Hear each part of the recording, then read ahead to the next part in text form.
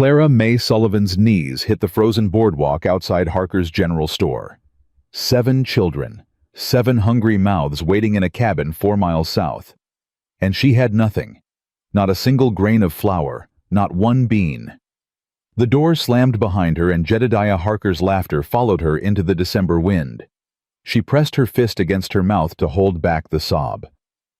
That's when she heard boots crunching through the snow. A shadow fell across her. A rough hand, gentle as morning, reached down. "Ma'am, get up. Your children ain't going hungry tonight." Stay until the end to see how one stranger's promise rebuilt 8 broken lives, and comment your city below so I can see how far this story travels across the world. The bell above Harker's General Store jingled like a death knell. Clara May Sullivan stood just inside the doorway, her worn boots leaving wet marks on the wooden floor. Her fingers were blue. Her shawl was more whole than wool, but she kept her chin up, kept her spine straight, because dignity was the only thing she had left that didn't cost money. "Mrs. Sullivan." Jedediah Harker looked up from his ledger, his smile spreading slow and deliberate. "Back again so soon." "Mr. Harker." Clara approached the counter, her voice steady despite the trembling in her hands. "I need flour, cornmeal, whatever beans you can spare." "Need." Harker repeated the word like he was tasting it. He leaned forward on his elbows close enough that she could smell the tobacco on his breath. "That's a powerful word, need. What you got to trade for all this needing?" "I'll have money come spring. The territorial office. The territorial office." Harker laughed, and it wasn't kind. "You been singing that song for 6 months, Clara. Your husband's claim lapsed, his pension dried up, and last I checked, dead men don't send wages home." The words hit like fists. Clara's throat tightened, but she didn't look away. "I have 7 children, Mr. Harker. The youngest is 3 years old. The oldest is 13, and she's been eating half portions so her brothers and sisters can have more." Clara's voice cracked, but she pushed through. "I'm not asking for charity. I'm asking for credit. I'll work it off. I'll clean. I'll mend. I'll do whatever needs doing." Harker's eyes traveled down her body, slow and appraising. Clara's skin crawled, but she stood still. "Whatever needs doing," he repeated softly. "Now, that's an interesting offer." "I mean honest work." "I know what you mean." Harker straightened his expression, shifting to something almost friendly. Almost.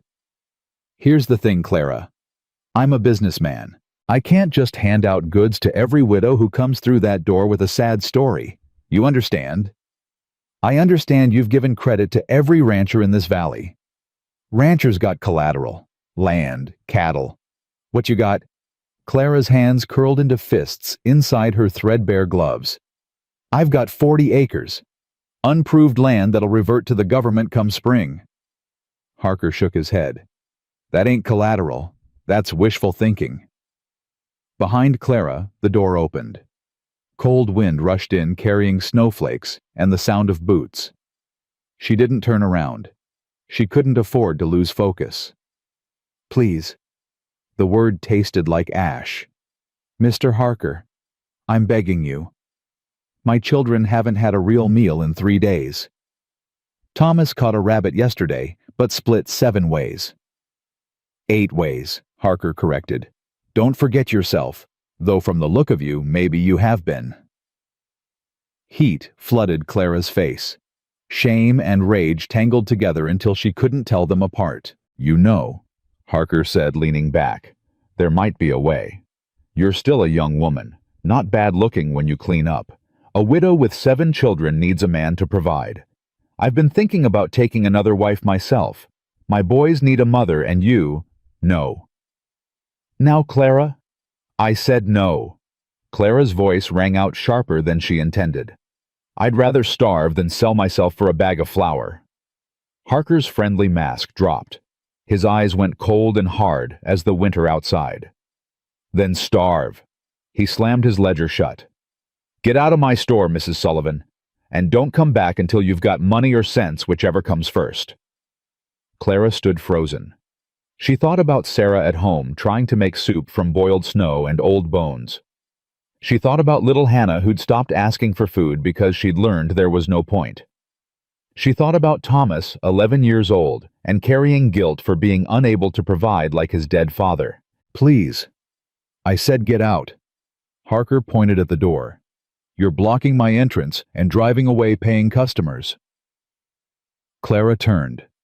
3 women stood near the fabric bolts, watching with the hungry fascination of spectators at a hanging.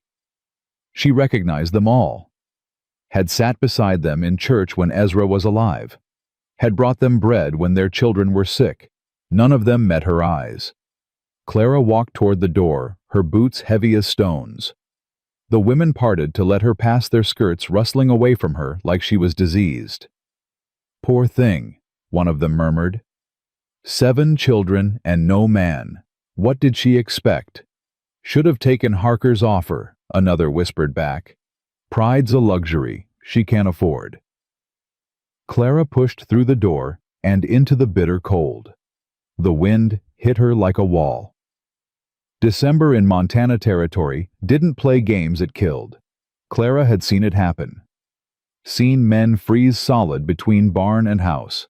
Seen women lose fingers to frostbite. Seen children buried in snowdrifts until spring thaw revealed their small bodies. 7 children. 4 miles through this. She took 3 steps and her knees buckled. Clara caught herself on the hitching post, her breath coming in ragged gasps. She couldn't cry. If she cried, the tears would freeze on her face. If she cried, she might not stop. "Ma'am?" The voice came from somewhere to her left. Deep, quiet. The kind of voice that didn't need to shout to be heard. Clara didn't look up. Couldn't look up. "I'm fine." "No, ma'am, you ain't." Boots appeared in her line of vision. Worn leather, well kept despite the weather. A man's boots, large and solid. They stopped in front of her and didn't move. "Look at me." Something in the voice, not a command exactly, but not a request either, made Clara lift her head. The man was tall. Taller than her husband had been, with shoulders that filled out his canvas coat like they'd been built for carrying weight. His face was weathered, angular, half hidden beneath a dark hat crusted with snow, but his eyes were something else. Blue as a summer sky, pale and clear and steady. He wasn't looking at her with pity. Wasn't looking at her with the contempt the townspeople showed. He was looking at her like she was a person, like she mattered. "That man in there," the stranger said. "He turn you away?" Clara's throat closed up. She nodded once. "You got children at home, hungry ones." Another nod. The stranger's jaw tightened. Something dark flashed across his face and was gone. "How many?" "7. The word came out broken. 4 girls and 3 boys. The youngest is 3, the oldest is 13, and she's—" Clara stopped pressing her hand against her mouth. "I'm sorry. You don't need to hear this. I'll figure something out. I always do." "Do you—" The question wasn't cruel. It was honest, and that was worse. "I have to." Clara straightened, forcing steel into her spine. "They're my children. I don't have a choice." The stranger studied her for a long moment. His eyes moved over her face, reading something there that Clara couldn't name. Then he turned and looked at Harker's store. Through the window, she could see the shopkeeper watching them, his expression sour and suspicious. "That man," the stranger said slowly. "He the only store in town. The only one that sells food in quantities. There's a trading post 4 miles east, but I can't—" Clara stopped herself. "It doesn't matter. I don't have money anyway." "What's your name?" "Clara. Clara Sullivan." "Mrs. Sullivan." The stranger touched the brim of his hat. "Name's Silas Callahan.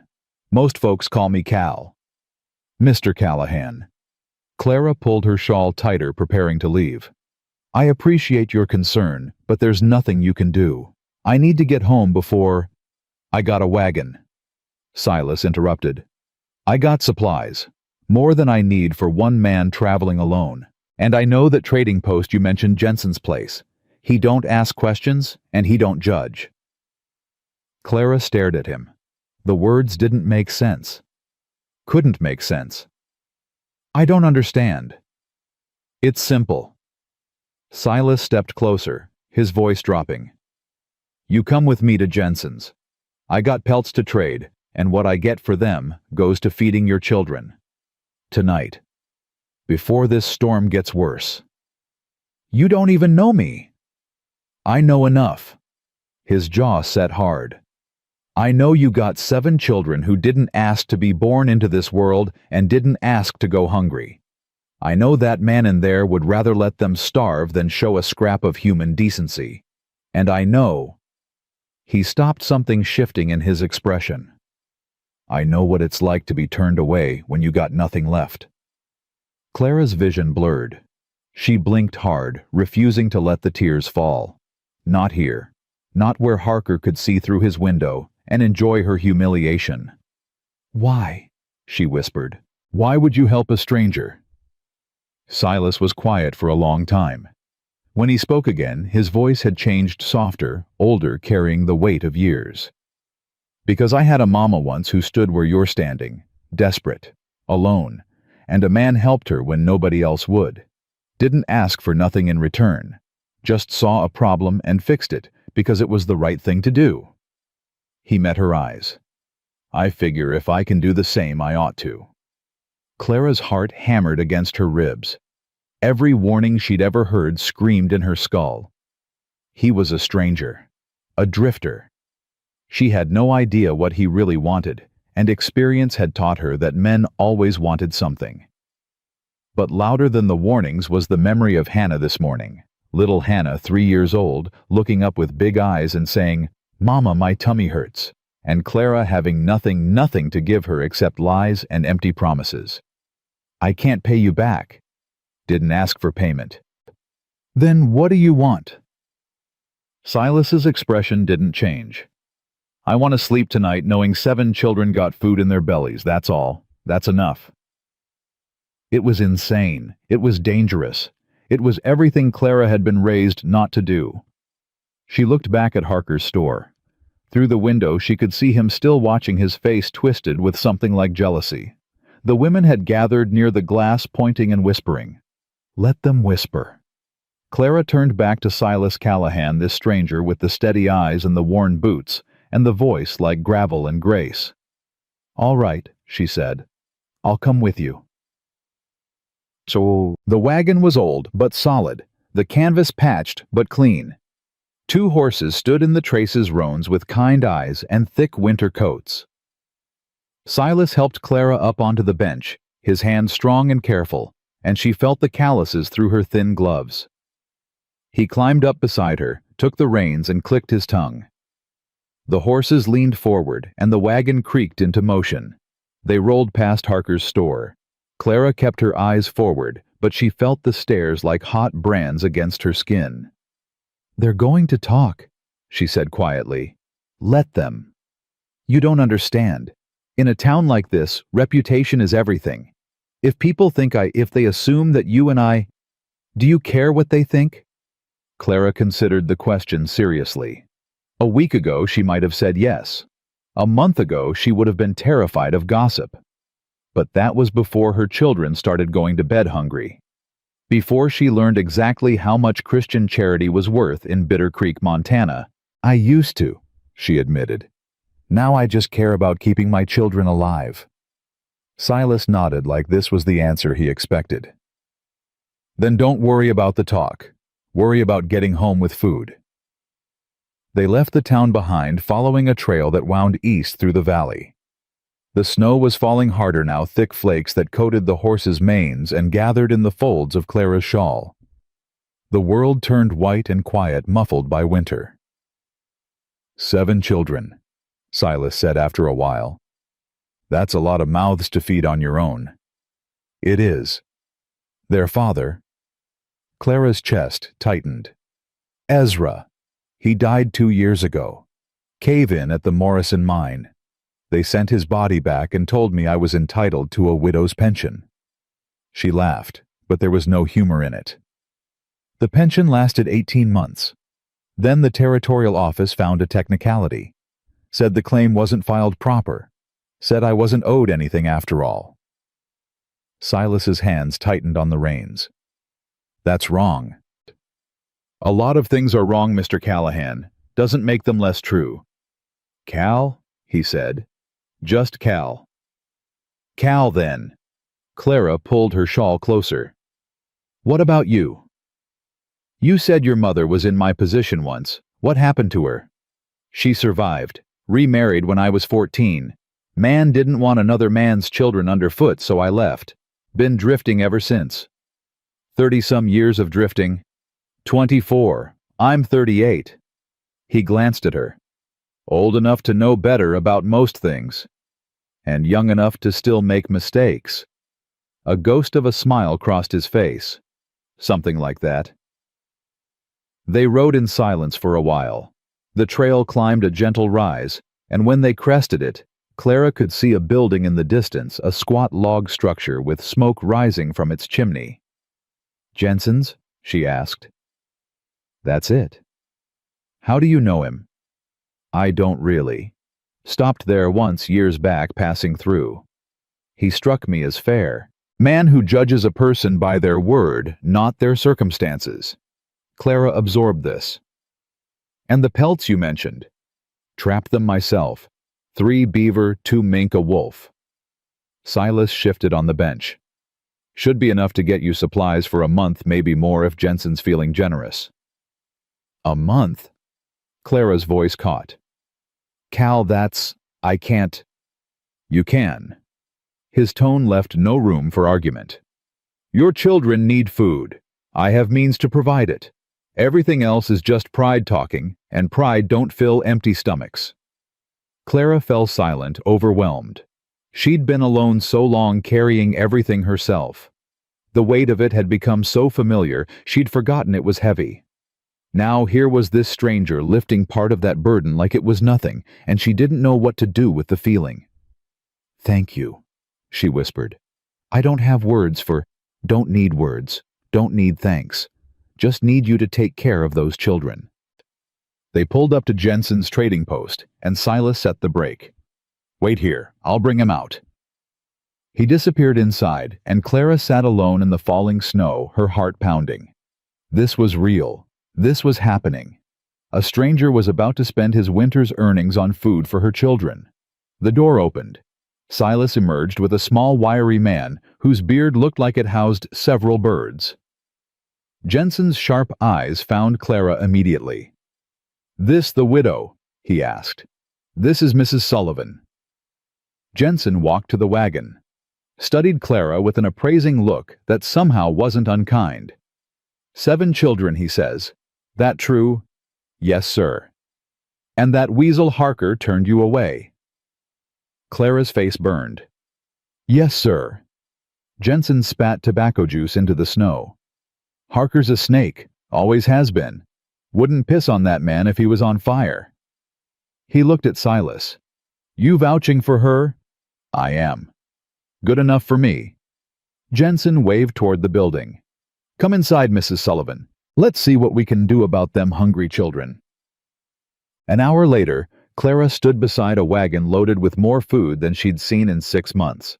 Flour, cornmeal, beans, salt pork, coffee, molasses, sugar, dried apples, a small wheel of cheese, 2 blankets thick wool without holes, a sack of potatoes that Jensen had thrown in on principle. This is too much, Clara said for the 5th time. This is enough, Silas corrected. Maybe. The pelts weren't worth all this. Jensen grinned his gap-toothed grin. The pelts were worth more. Your man there's got an eye for quality. That wolf hide alone would fetch $20 in Helena. He clapped Silas on the shoulder. You ever need work, Callahan, you come see me. I could use a trapper who knows his business. Silas nodded. I'll keep that in mind. They said their goodbyes and set out for Clara's cabin. The sun was sinking toward the mountains, now painting the snow in shades of pink and gold. The storm had lessened, leaving the world hushed and crystalline. 4 miles south, Clara said, along Bitter Creek. Silas turned the wagon onto the trail. Tell me about them. Your children. And Clara did. The words came easier than she expected, easier than they'd come in years. She told him about Sarah, 13, and Sirius carrying too much responsibility on her young shoulders. About Thomas, 11, and angry at a father who'd left by dying, trying so hard to be the man of the house when he was still just a boy. About Abigail, 10, and wild, who'd rather be outside than in, and Samuel, 8, and gentle, who drew pictures in the dirt with sticks. She told him about Mary Grace, 6, and fragile, who talked to her dead father when she thought no one was listening. About Benjamin, 5, and fearless, who climbed everything and fell off most of it. About Hannah, 3, and sweet, the baby who'd never really known her father at all. "They're good children," Clara finished. "Better than I deserve, probably. They don't complain even when they're hungry. They take care of each other. Sarah especially, she's been more mother to the little ones than I have some days." Silas was quiet for a long moment. Then he said, "You've done well by them. I've kept them alive. Some days that's all I can say. That's everything." His voice was rough. "Don't let anyone tell you different." The cabin came into view as the last light faded. It was small, too small for 9 people, and listing slightly to one side. The chimney leaked smoke from a crack, and the windows were stuffed with rags. But there was light inside, warm and yellow, and Clara's heart lifted at the sight. "Mama!" The door flew open, and children poured out. 7 of them, ranging from tall to tiny, all thin, all wide-eyed, all staring at the wagon like it was a vision from heaven. Sarah reached Clara first, helping her down from the bench with hands that shook. "Mama, what is that food?" "Yes, sweetheart." Clara pulled her eldest close. "It's food." Thomas pushed forward, positioning himself between his family and the stranger. 11 years old and already wearing his dead father's suspicious eyes. "Who's he?" "My name's Silas Callahan." Cal climbed down from the wagon, moving slowly, keeping his hands visible. "I'm a friend." "We don't have friends." "Thomas." Clara's voice held warning. "It's all right," Silas said. "Boy's protecting his family. That's as it should be." He met Thomas's glare without flinching. "Your mama needed help getting supplies. I provided transport and trade goods. That's all." "Nobody helps us for nothing." "Then I reckon I'm nobody." Silas turned to the wagon and began unloading. "Sarah, is it? You want to show me where the kitchen stores go?" Sarah looked at her mother. Clara nodded. After a moment, Sarah stepped forward, still cautious. "This way." They unloaded the wagon as darkness fell. The children carried bundles inside each one, exclaiming over the contents. Mary Grace clutched the molasses tin like it was made of gold. Benjamin and Samuel fought over who got to carry the cheese. Hannah sat on the porch, too small to help, watching everything with wondering eyes. "Mama," she called out, "is this Christmas?" Clara's eyes burned. "No, baby, it's not Christmas." "But we have food." "Yes, we have food." "Then it's better than Christmas." Silas paused in his unloading, something shifting in his expression. He looked at Clara, and she saw her own heartbreak reflected in his eyes. "Ma'am," he said quietly, "I'd like to stay, just for tonight. Help set up. Make sure you're squared away before I move on." Thomas bristled. "We don't need—" "Yes," Clara interrupted. She met her son's angry gaze. "Yes, you may stay. Thomas helped Mr. Callahan with the horses." Thomas opened his mouth to argue, then shut it. He stalked toward the horses, his spine rigid with resentment. "He'll come around," Clara said. "He shouldn't have to." Silas's voice was gentle. "He's been carrying a man's weight on a boy's shoulders. That don't leave room for trusting strangers. You see a lot. I've been that boy. Different time, different place, same weight." Clara led him inside, and the warmth of the cabin enveloped them. It was cramped and worn, and holding together through sheer stubbornness. But it was home.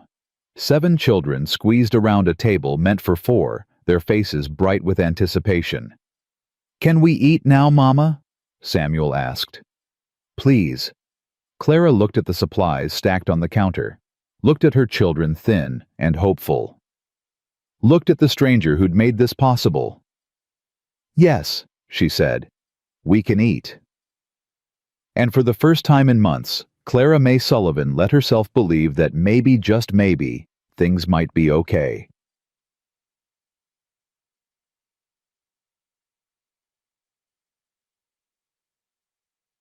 Silas cooked. Clara hadn't expected that. She'd started toward the stove herself, but he'd waved her off with surprising authority. Sit. You've been walking and worrying all day. Let me handle this. You can cook. Been feeding myself for 24 years. Picked up a few things. He pulled flour and salt pork from the supplies, moving with easy efficiency. Ain't fancy, but it'll fill bellies. That good enough? It was more than good enough. Clara sat at the table surrounded by her children and watched this stranger navigate her cramped kitchen like he belonged there.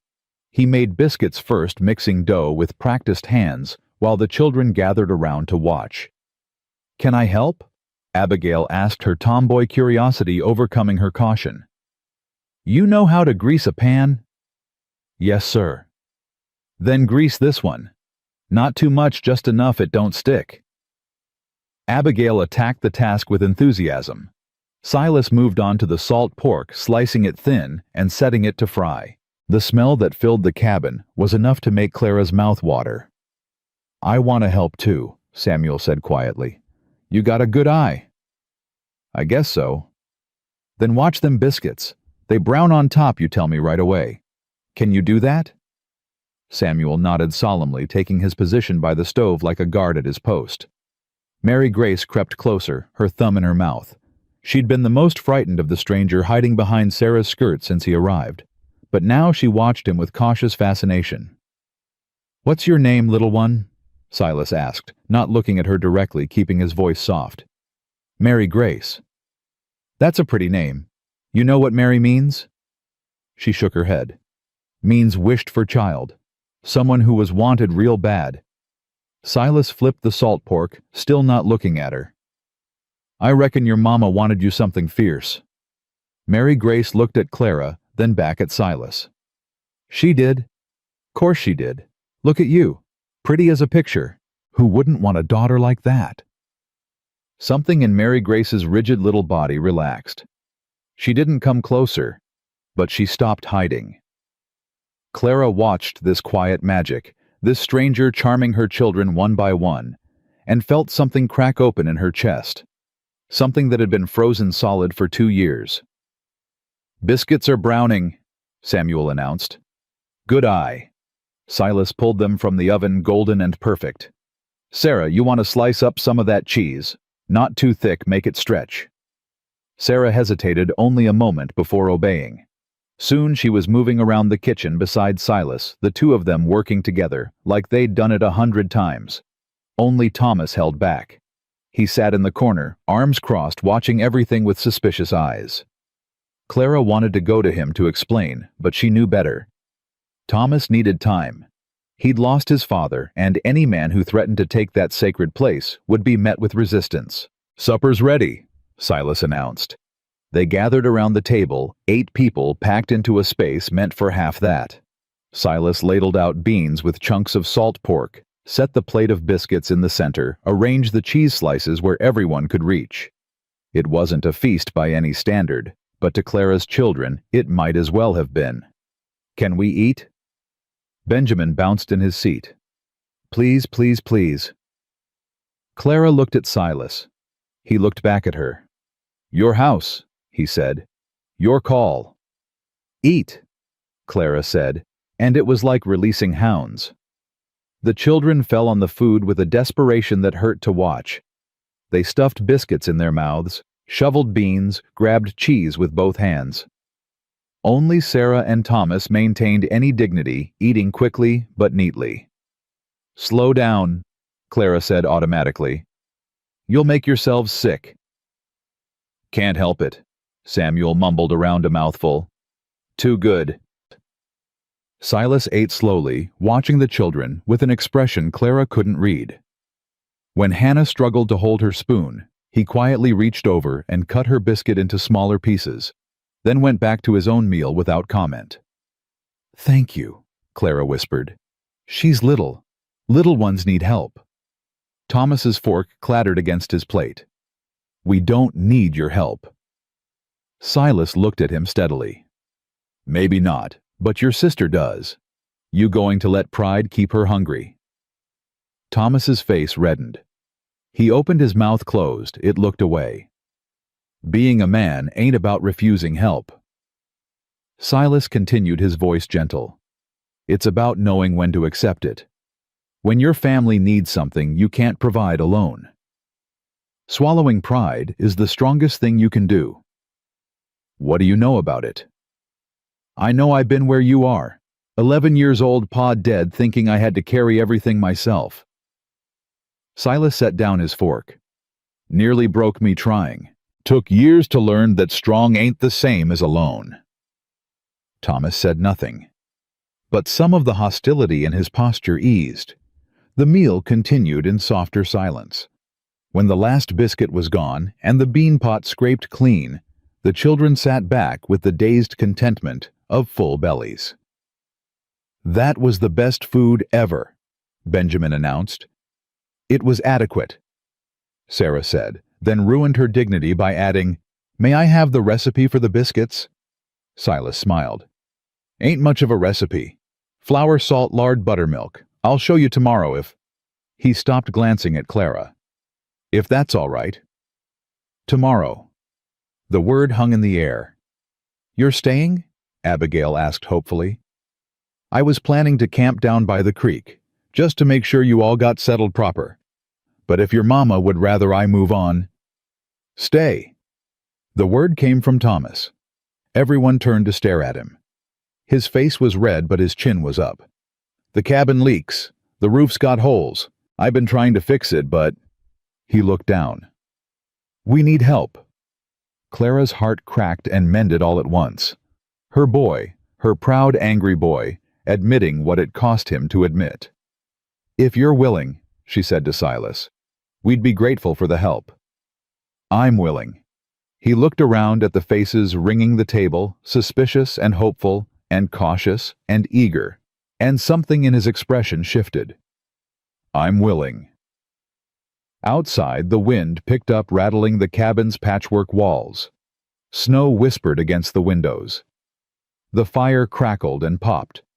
And Clara May Sullivan, surrounded by her children, and a stranger who'd appeared from nowhere, felt something she hadn't felt in 2 years.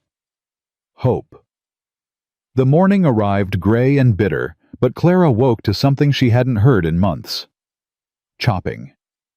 She sat up in the dark, her heart hammering. The children were still asleep, tangled together on the rope bed and pallets, their breathing soft and even. But outside, rhythmic and steady, came the sound of an axe biting wood. Clara wrapped her shawl around her shoulders and crept to the door. When she opened it, cold air rushed in, carrying snowflakes and the scent of pine. Silas Callahan stood in the gray pre-dawn light. His coat hung on a fence post, working in just his shirt despite the cold. He'd found her pathetic woodpile, little more than scraps and half-rotted branches, and was splitting logs he must have dragged from somewhere down by the creek. The axe rose and fell with the precision of long practice, and already a neat stack was growing beside the cabin. He looked up when he heard the door. Lowered the axe. "Morning." "You came back." The words came out before Clara could stop them. "Said I would." People say a lot of things. Something flickered in his eyes. Understanding maybe, or recognition of a wound he knew too well. "I ain't people," he said simply. "I'm me, and when I give my word I keep it." Clara stood on the porch, arms wrapped around herself, watching this stranger who kept showing up when he said he would. The concept felt foreign, dangerous even. "I'll make coffee," she managed. "I'd appreciate that." She went back inside and built up the fire with hands that trembled slightly. Not from cold, from something else entirely. By the time the coffee was ready and the children were stirring, Silas had split enough wood to last a week. He stacked it against the cabin wall, where it would stay dry, then came inside, stomping snow from his boots.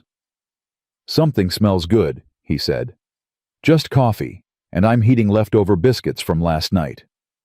"That's more than good. That's perfect." The children emerged one by one, rubbing sleep from their eyes. Hannah came first, toddling over to Silas without hesitation and holding up her arms. "Up!" she demanded.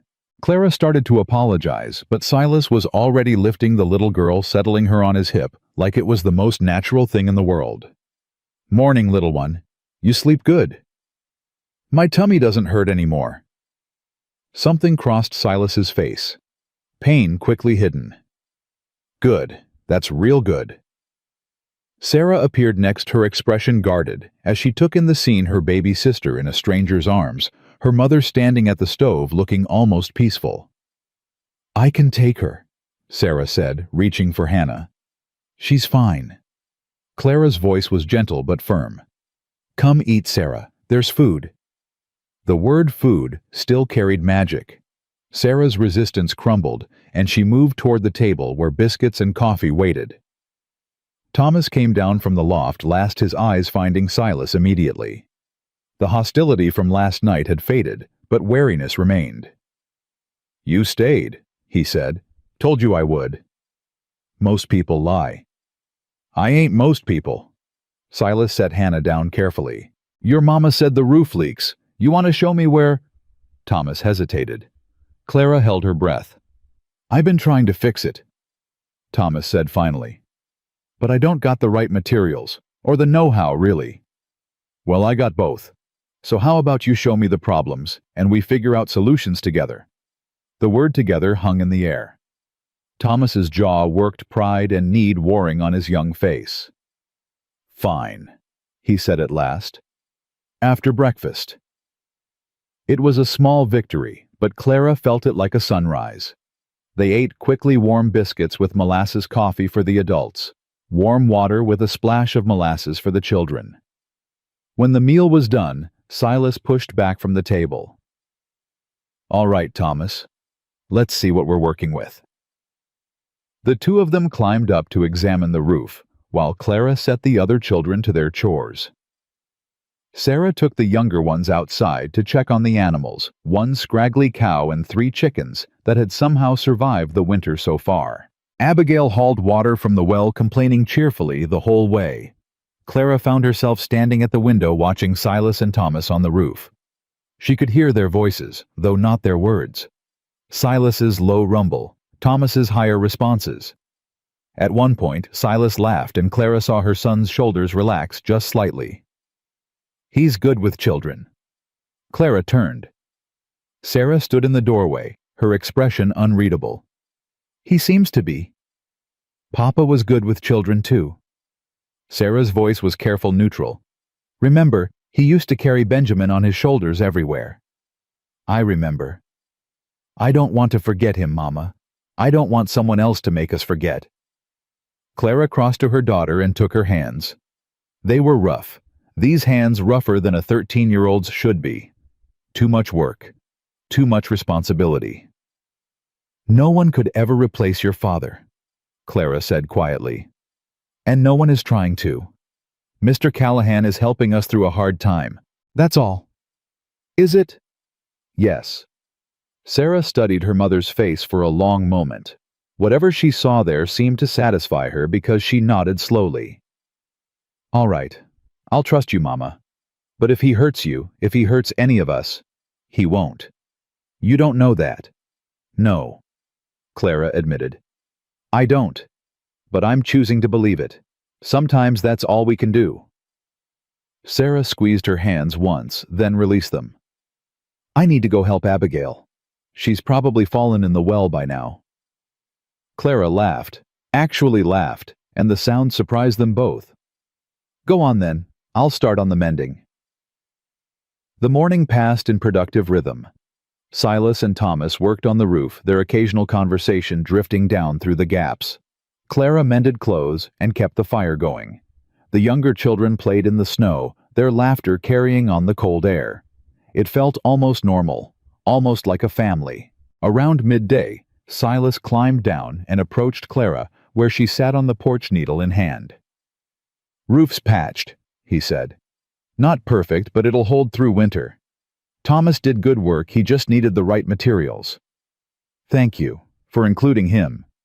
He's a good kid, smart, capable. Just needs someone to show him he don't have to carry everything alone."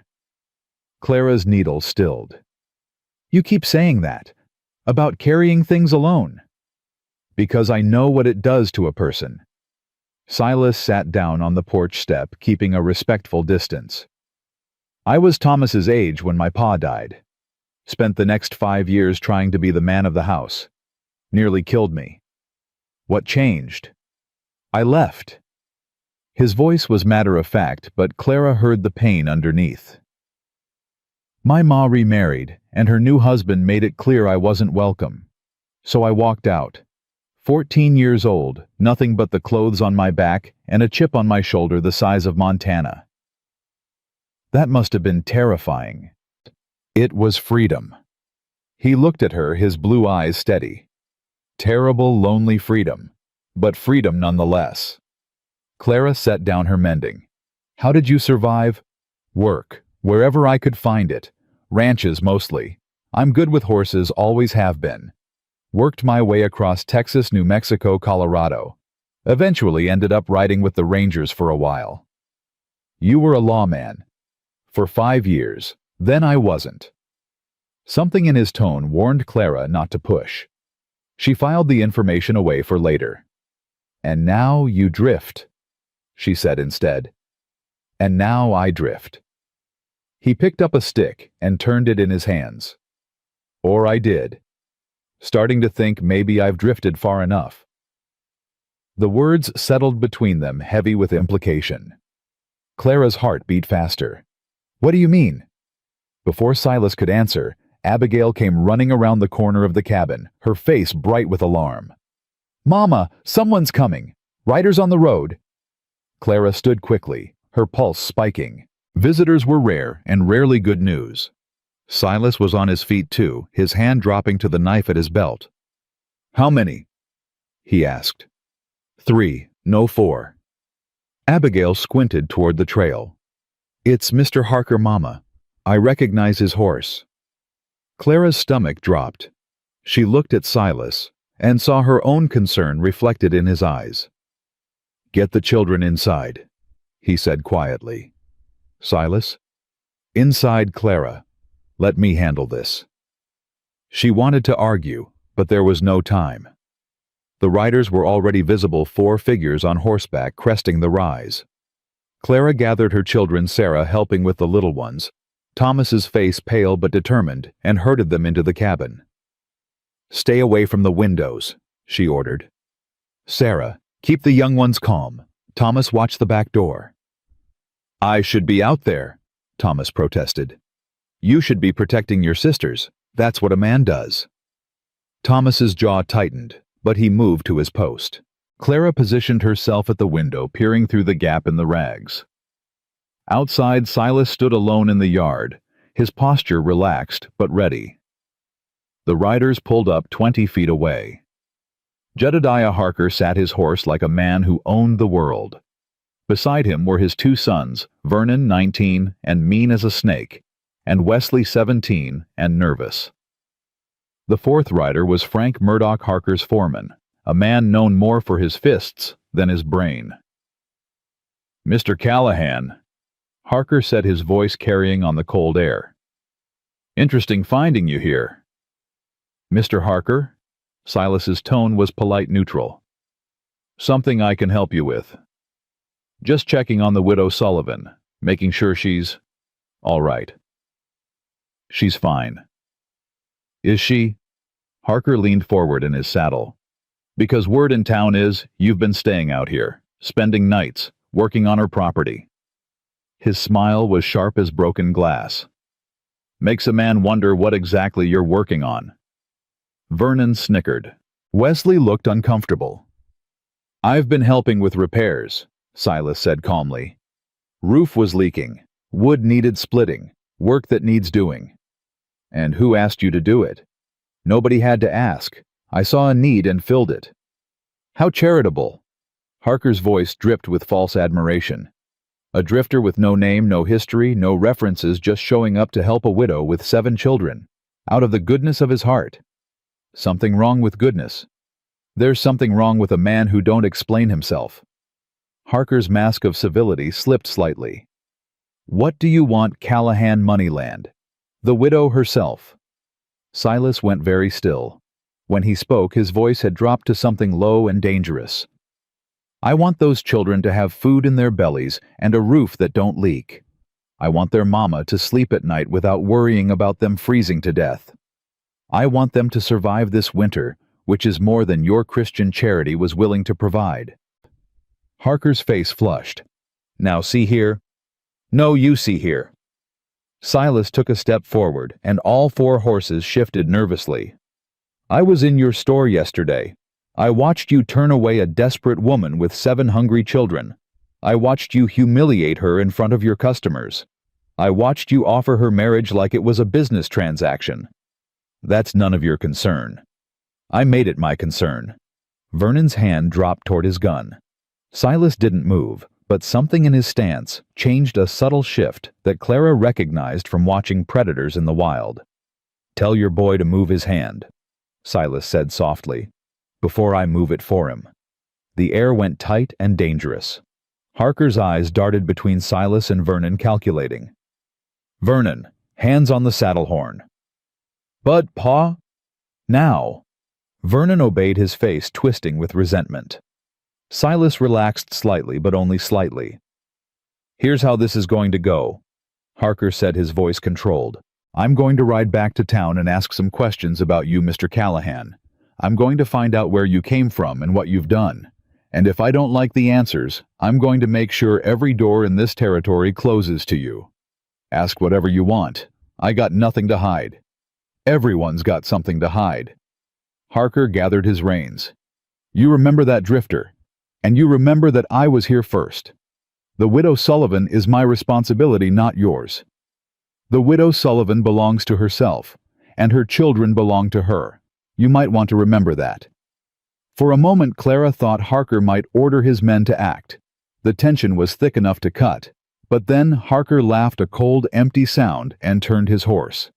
We'll see, he said. We'll see.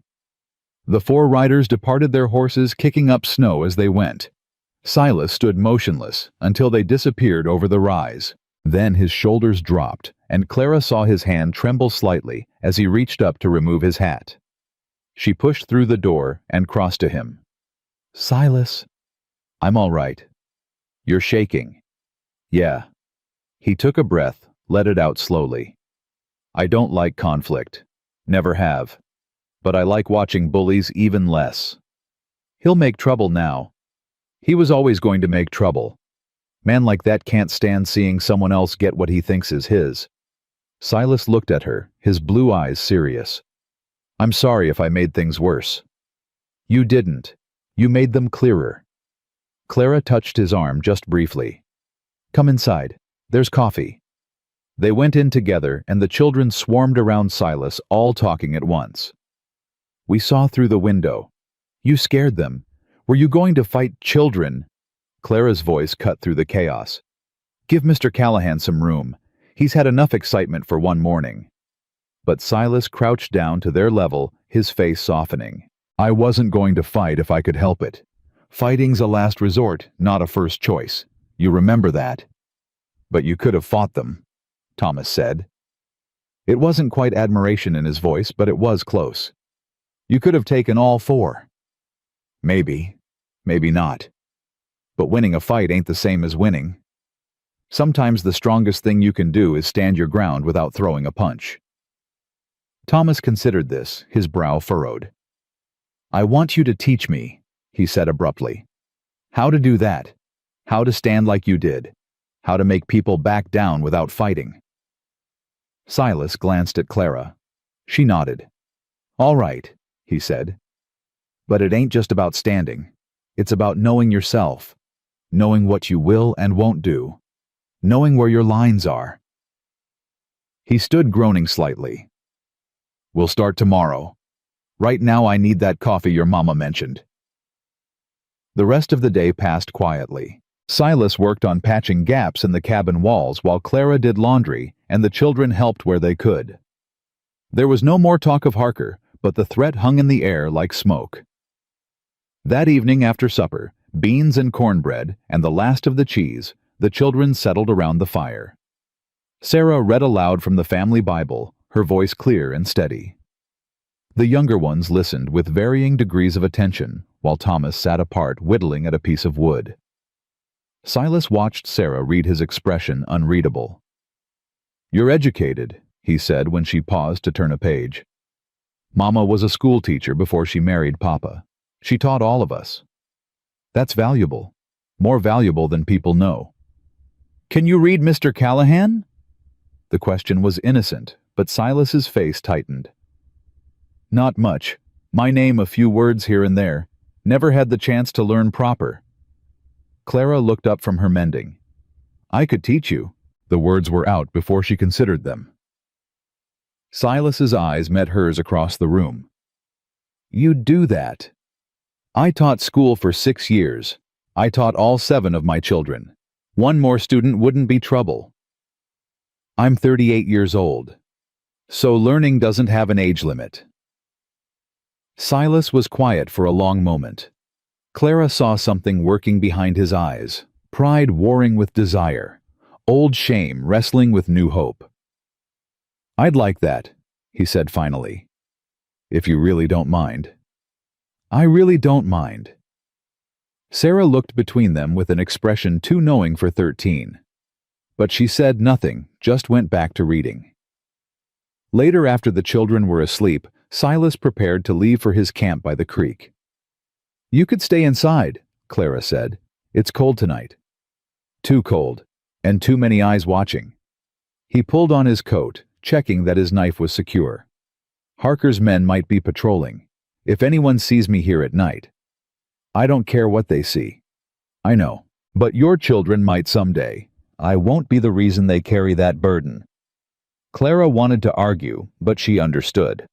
In a place like Bitter Creek, reputation was everything. And hers was already precarious. "Be careful," she said instead. "Always am." He paused at the door, his hand on the latch. Without looking at her, he said, "Thank you." "For what?" "For offering to teach me. For trusting me with your children. For—" He stopped, seeming to struggle with words. "For treating me like I'm worth something." Clara crossed to him, reached up, touched his face. His skin was rough cold from the cabin's chill, but his eyes when they met hers were warm. "You are worth something," she said quietly. "You're worth more than you know." He caught her hand, held it against his cheek for just a moment. Then he released it and stepped out into the night. Clara stood at the door, watching until his figure disappeared into the darkness. Then she closed it, barred it, and went to bed. But sleep was long in coming. She lay in the dark, listening to her children breathe, thinking about a man with sad eyes and gentle hands who kept showing up when he said he would. And for the first time in 2 years, she let herself imagine a future that included someone other than herself and her children. It was terrifying. It was wonderful. It was hope. The reading lessons began the next evening. They sat at the table after the children were settled, a single candle casting warm light across the worn surface. Clara had her mother's old primer, the same one she'd used to teach all 7 of her children, and she set it between them like an offering. "We'll start with letters," she said. "The alphabet. Do you know any of them?" "Some. Silas." He smiled slightly. "Enough to write my name barely." "That's a good start. We'll build from there." She began with A, drawing the letter carefully on a piece of slate they'd saved for the children's lessons. Silas watched intently, his brow furrowed with concentration. When she handed him the chalk, his large hand nearly engulfed it. "Try," she encouraged. His first attempt was shaky, childlike. He stared at it with something close to disgust. "I'm too old for this." "You're never too old to learn. Try again." He tried again. Better this time, though, still uncertain. Good, Clara said. Now B. They worked through the alphabet slowly, letter by letter. Silas's frustration was evident, his jaw tight, his shoulders tense, but he didn't quit. When they reached Z, his slate was covered with crooked letters and his hand was cramped. Enough for tonight, Clara said gently. I barely learned anything. You learned 26 letters. That's more than you knew this morning. Silas set down the chalk and flexed his fingers. How did you do it? Teach all 7 of them without losing your mind. Clara laughed softly. Some days I did lose my mind, but children are patient learners mostly. They don't judge themselves as harshly as adults do. I ain't patient. I noticed. She gathered the slate and chalk. But you're determined. That counts for more. He helped her clean up their movements easy and coordinated. It struck Clara how quickly they'd fallen into rhythm, how natural it felt to work alongside him to share space and silence. Can I ask you something? She said. Anything. What happened with the Rangers? Silas went still. Clara waited, giving him space. I killed a man, he said finally. Self-defense, but it didn't feel that way. He was younger than Vernon Harker even. Came at me with a knife, drunk and desperate. I reacted without thinking. His voice was flat, distant. He died in my arms, crying for his mama. Clara's heart clenched. I quit the Rangers the next day. Couldn't stomach it anymore, the violence, the constant judgment about who deserved to live and who deserved to die. Started drifting instead. Figured if I kept moving, I couldn't hurt anyone. You've been running from it ever since. Yeah. He looked at her, his eyes haunted. Does that change things? Knowing what I did. You defended yourself. I killed a boy barely older than Sarah. A boy who was trying to kill you. Clara touched his hand. You made a choice in a moment of crisis. That doesn't make you a bad person. It makes you human. I don't feel human most days. Then let us help you remember. The words hung between them heavy with meaning. Silas turned his hand over, lacing his fingers through hers. His grip was warm, rough, desperate in a way that made Clara's breath catch. You're a good woman, Clara Sullivan. I'm a woman doing her best, same as everyone. No, not same as everyone. He raised their joined hands, pressed his lips to her knuckles. Not even close. Clara's pulse hammered in her throat. This was dangerous territory, emotional quicksand that could swallow them both. But she couldn't pull away. Didn't want to. Silas. I know. He released her hand gently. I know. Too fast. Too much. I'm sorry. Don't be sorry. Just... She searched for words. Give me time. I've been alone a long time. I've learned to be afraid of wanting things. I got nothing but time. He stood reaching for his coat. And I ain't going anywhere. He left for his camp, and Clara sat alone at the table staring at the slate covered in crooked letters. Her hand still tingled where he'd kissed it. She was in trouble. Real trouble. The kind that had nothing to do with Harker, and everything to do with her own traitorous heart. But for once, trouble didn't feel like something to run from. It felt like something worth running toward. The days that followed established a pattern. Silas arrived at dawn, worked until dark, and left only when the children were settled for the night. He fixed the porch steps, reinforced the chicken coop, dug a new latrine farther from the well. Every problem Clara mentioned was addressed within hours. The children adapted to his presence with varying degrees of speed. Hannah and Benjamin attached themselves to him, immediately following him everywhere, begging for stories and attention. Samuel warmed slowly, watching from a distance, before gradually moving closer. Abigail peppered him with questions until he answered, then peppered him with more. Mary Grace remained wary. She watched Silas with her father's eyes, and Clara knew she was waiting for him to disappear like Ezra had. Thomas was the most complicated. He oscillated between suspicion and grudging respect, sometimes within the same hour. But the lessons Silas had promised teaching him to stand to project calm authority were bridging the gap. "It's in the eyes," Silas explained one afternoon, the two of them standing in the yard while Clara watched from the window. "You look at a man direct, don't blink, don't flinch. Let him know you see him, really see him. And that works. 9 times out of 10. Most bullies are counting on you to look away first. When you don't, it throws them off. What about the 10th time? The 10th time you better know how to fight." Silas shifted his stance. "But we ain't there yet. First we learn to not need fighting." Sarah watched these lessons too, her expression thoughtful. One evening she approached Silas while he was chopping wood. "I want to learn." Silas rested the axe. "Learn what you're teaching Thomas. How to stand.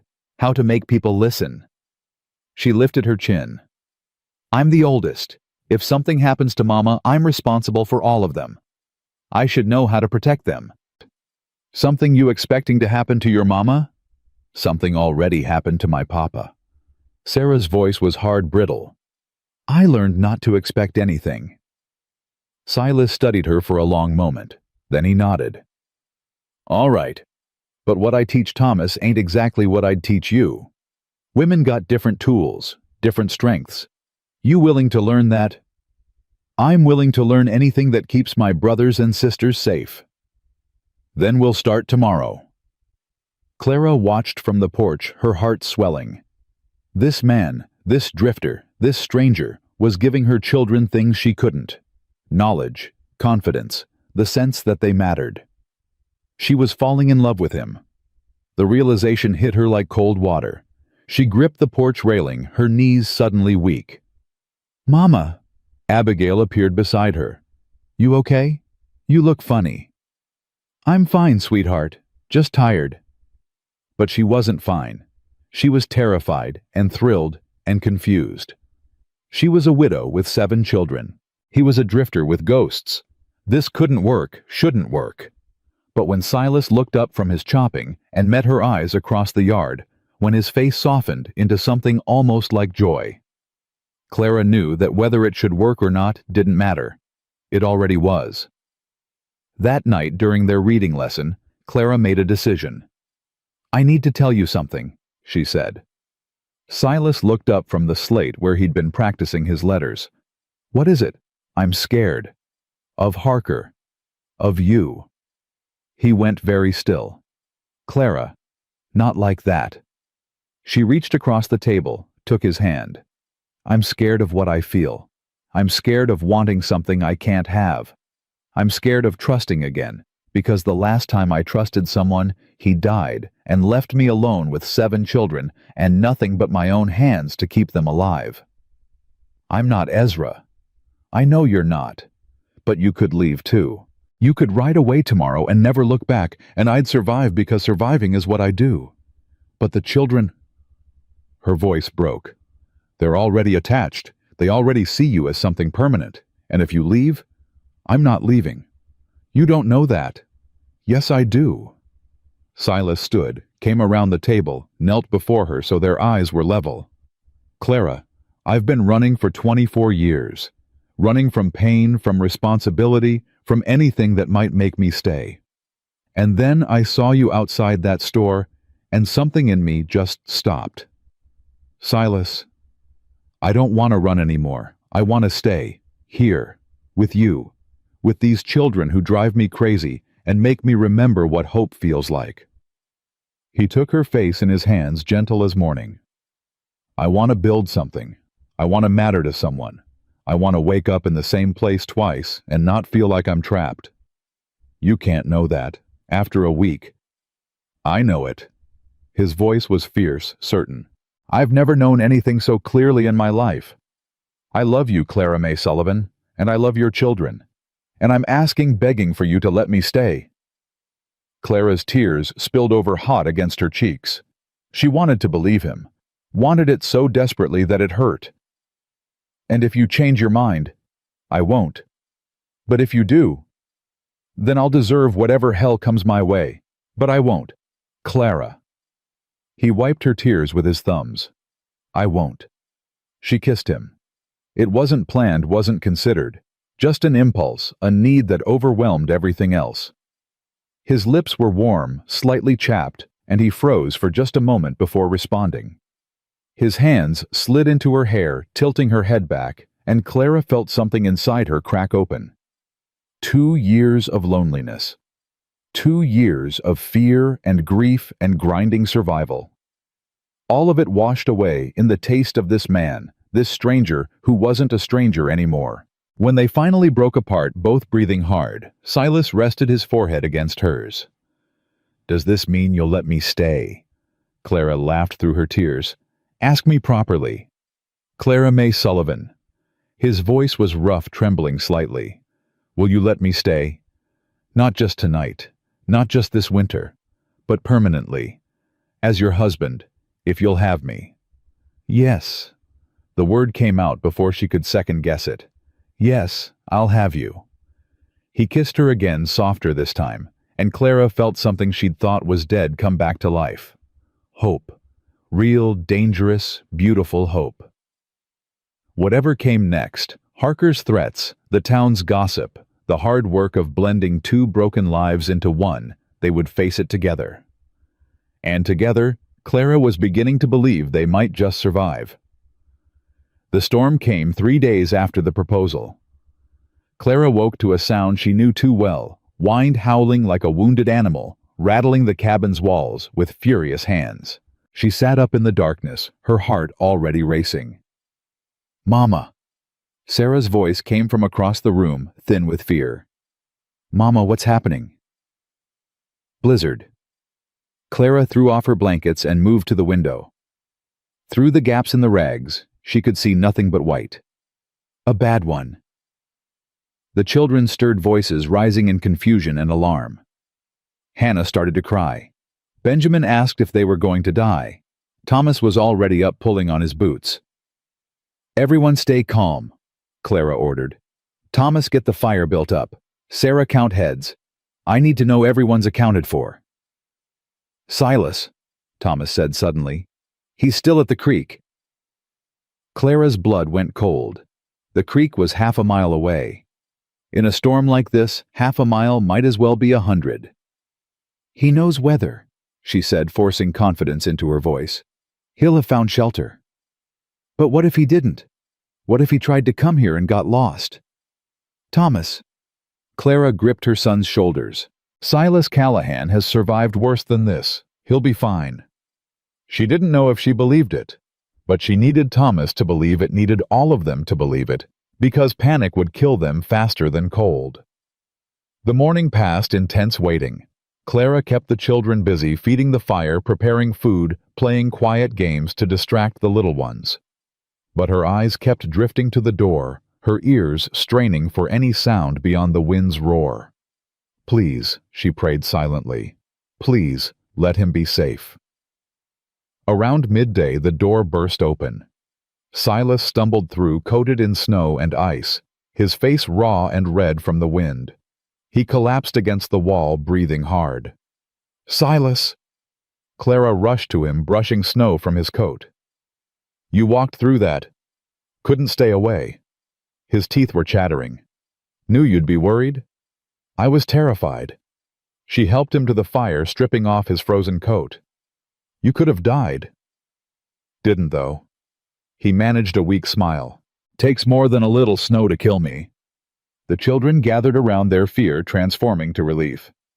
Hannah climbed into Silas's lap before anyone could stop her, wrapping her small arms around his neck. "You came back," she said. "Course I did, little one. Told you I would." Clara watched them, her heart so full it hurt. This man had walked through a killing storm to reach them, had risked his life because he couldn't bear to leave them worried. "You're staying inside tonight," she said firmly. "No arguments." "Yes, ma'am." Silas's eyes met hers, warm despite the cold that still clung to him. "Whatever you say." The storm raged for 2 days. They huddled together in the cabin, all 9 of them conserving heat and food. Silas told stories to pass the time, tales of Texas and New Mexico, of wild horses and wilder men. The children listened with rapt attention, even Sarah and Thomas forgetting their usual reservations. Clara found herself watching him constantly. The way he made Hannah giggle with silly voices. The way he answered Samuel's endless questions with patience. The way he included Mary Grace in conversations, gently drawing her out of her shell. On the second night, after the children were asleep, Clara and Silas sat together by the dying fire. "Thank you," she said quietly, "for being here, for everything.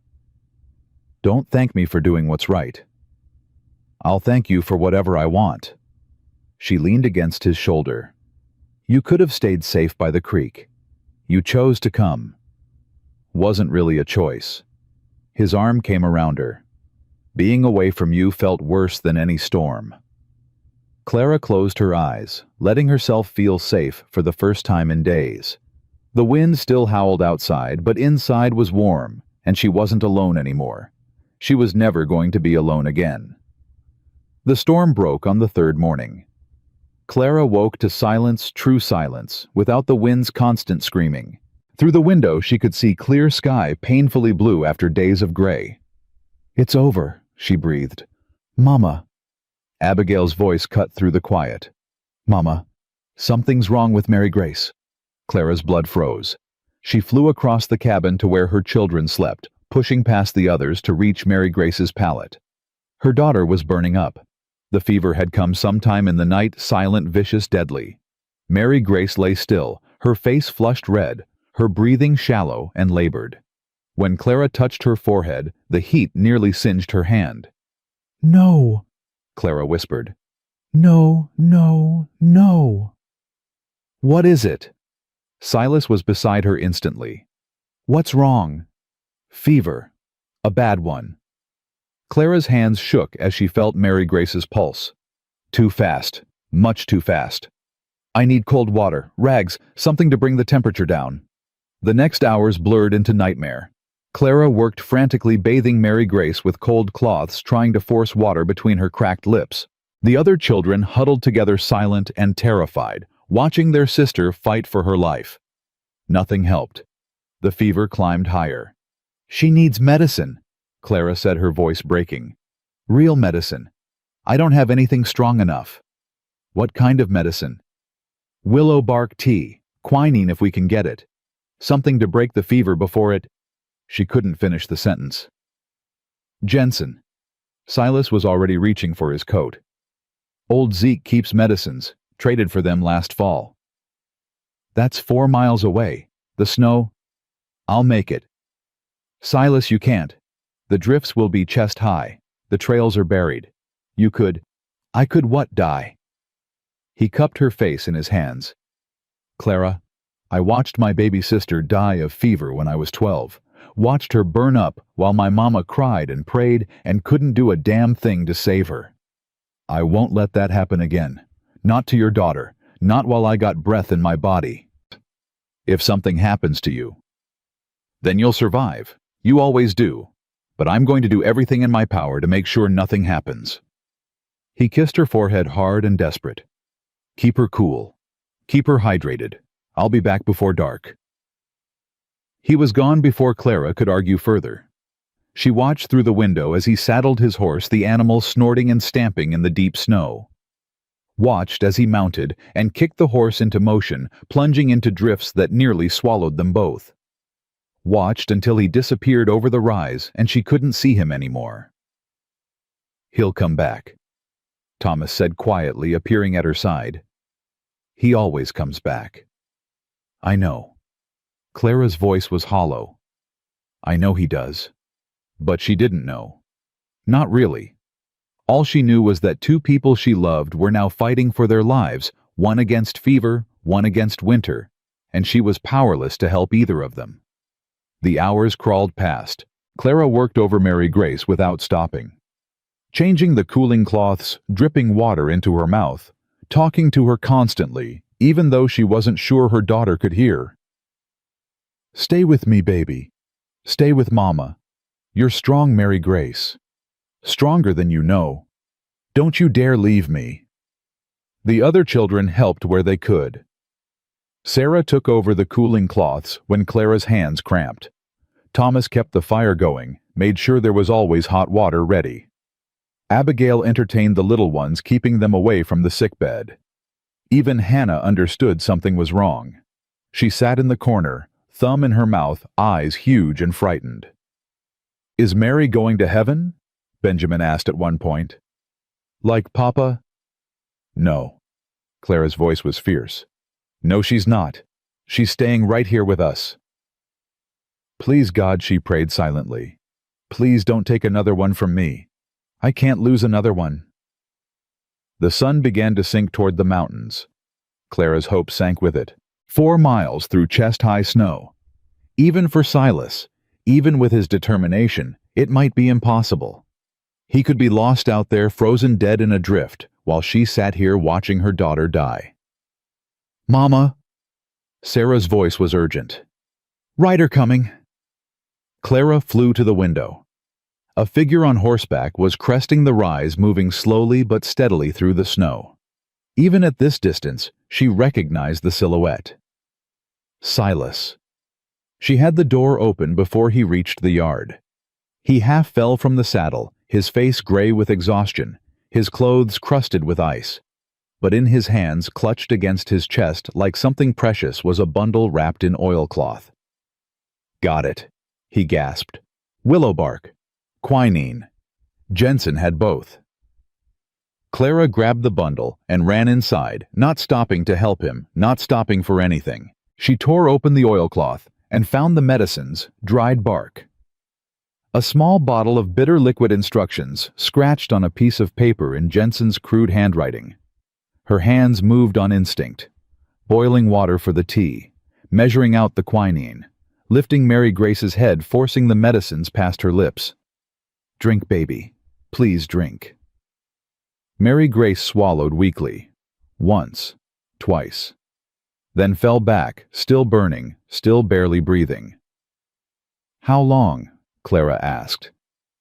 Jensen said the fever should break within hours, if it's going to break at all. Silas had made it inside, was leaning against the wall, barely able to stand. He said sometimes it doesn't. It will. Clara stroked her daughter's hair. It has to. The night that followed was the longest of Clara's life. She sat beside Mary Grace, never leaving, never sleeping. Silas sat with her for as long as he could, but exhaustion eventually claimed him, and he slept where he sat, slumped against the wall. The other children drifted off one by one until Clara was alone in the candlelight with her daughter. She talked through the darkness. Told Mary Grace stories about her father, about Boston, about the journey west. Told her about the life they were going to build, the garden, the animals, the new room Silas would build for the children. Told her about love and hope and all the things worth living for. "You have to see it," Clara whispered. "You have to be there. I can't do this without you, Mary Grace. You're part of us. You're part of this family. And families don't give up on each other." Sometime in the darkest hours, Mary Grace's breathing changed. Clara's heart stopped. She leaned closer, terrified of what she might find. But the breathing wasn't weaker. It was stronger, steadier. And when Clara touched her daughter's forehead, the skin was cooler than it had been in days. "Silas." Clara's voice was barely a whisper. "Silas, wake up." He was alert instantly, years of survival instinct overriding exhaustion. "What is it? Is she?" "The fever's breaking." Silas crossed to the bed, felt Mary Grace's forehead for himself. His eyes closed briefly, and Clara saw his lips move in what might have been a prayer. "Thank God," he breathed. "Thank God." Clara finally let herself cry.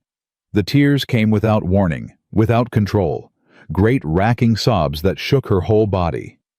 Silas pulled her into his arms and held her while she fell apart, his hands stroking her back, his voice murmuring comfort. "It's all right. She's all right. You saved her. You saved her. You rode through that storm. You could have died. But I didn't. And neither did she. That's all that matters." Clara clung to him, crying out all the fear and desperation of the past day. And when the tears finally stopped, when she pulled back and looked at this man who had risked everything for her daughter, she knew with absolute certainty that she loved him. Not because he was kind, not because he was strong, but because when her child was dying, he had walked into the storm without hesitation. That was love. Real love. The kind that didn't ask for anything in return. "Marry me," she said. Silas blinked. "I thought I already asked that." "You did, but I'm asking now. Properly." She took his face in her hands. "Silas Callahan, will you marry me?" His smile was tired but brilliant. "Yes, ma'am. I believe I will." Mary Grace woke the next morning weak but lucid, the fever truly broken. "Mama." Her voice was a thread. "I had bad dreams." "I know, baby." Clara smoothed her daughter's hair. "But they're over now. You're safe. I saw Papa. In the dreams." Mary Grace's eyes were solemn. "He said I should stay. He said you needed me." Clara's throat closed up. "He was right. I need you very much. He said there was someone new, someone good." Mary Grace looked toward Silas, who was helping Sarah prepare breakfast across the room. "Is that him? The good one?" "Yes, sweetheart. That's him. I like him. He feels safe." From Mary Grace, who trusted no one, this was everything. Clara kissed her daughter's forehead and let the tears come again, grateful ones this time. Healing ones. The recovery took time. Mary Grace was weak for days, sleeping more than waking, eating little. But each day she was stronger. Each day the color returned to her cheeks, the light to her eyes. And through it all, Silas was there. He carried Mary Grace when she wanted to see the snow outside. He told her stories when she couldn't sleep. He let her rest against his shoulder while Sarah read aloud from the Bible. Slowly, almost imperceptibly, the wall that Mary Grace had built around herself began to crumble. "Mr. Silas," she asked one evening. "Yes, little one." "Are you going to be my new papa?"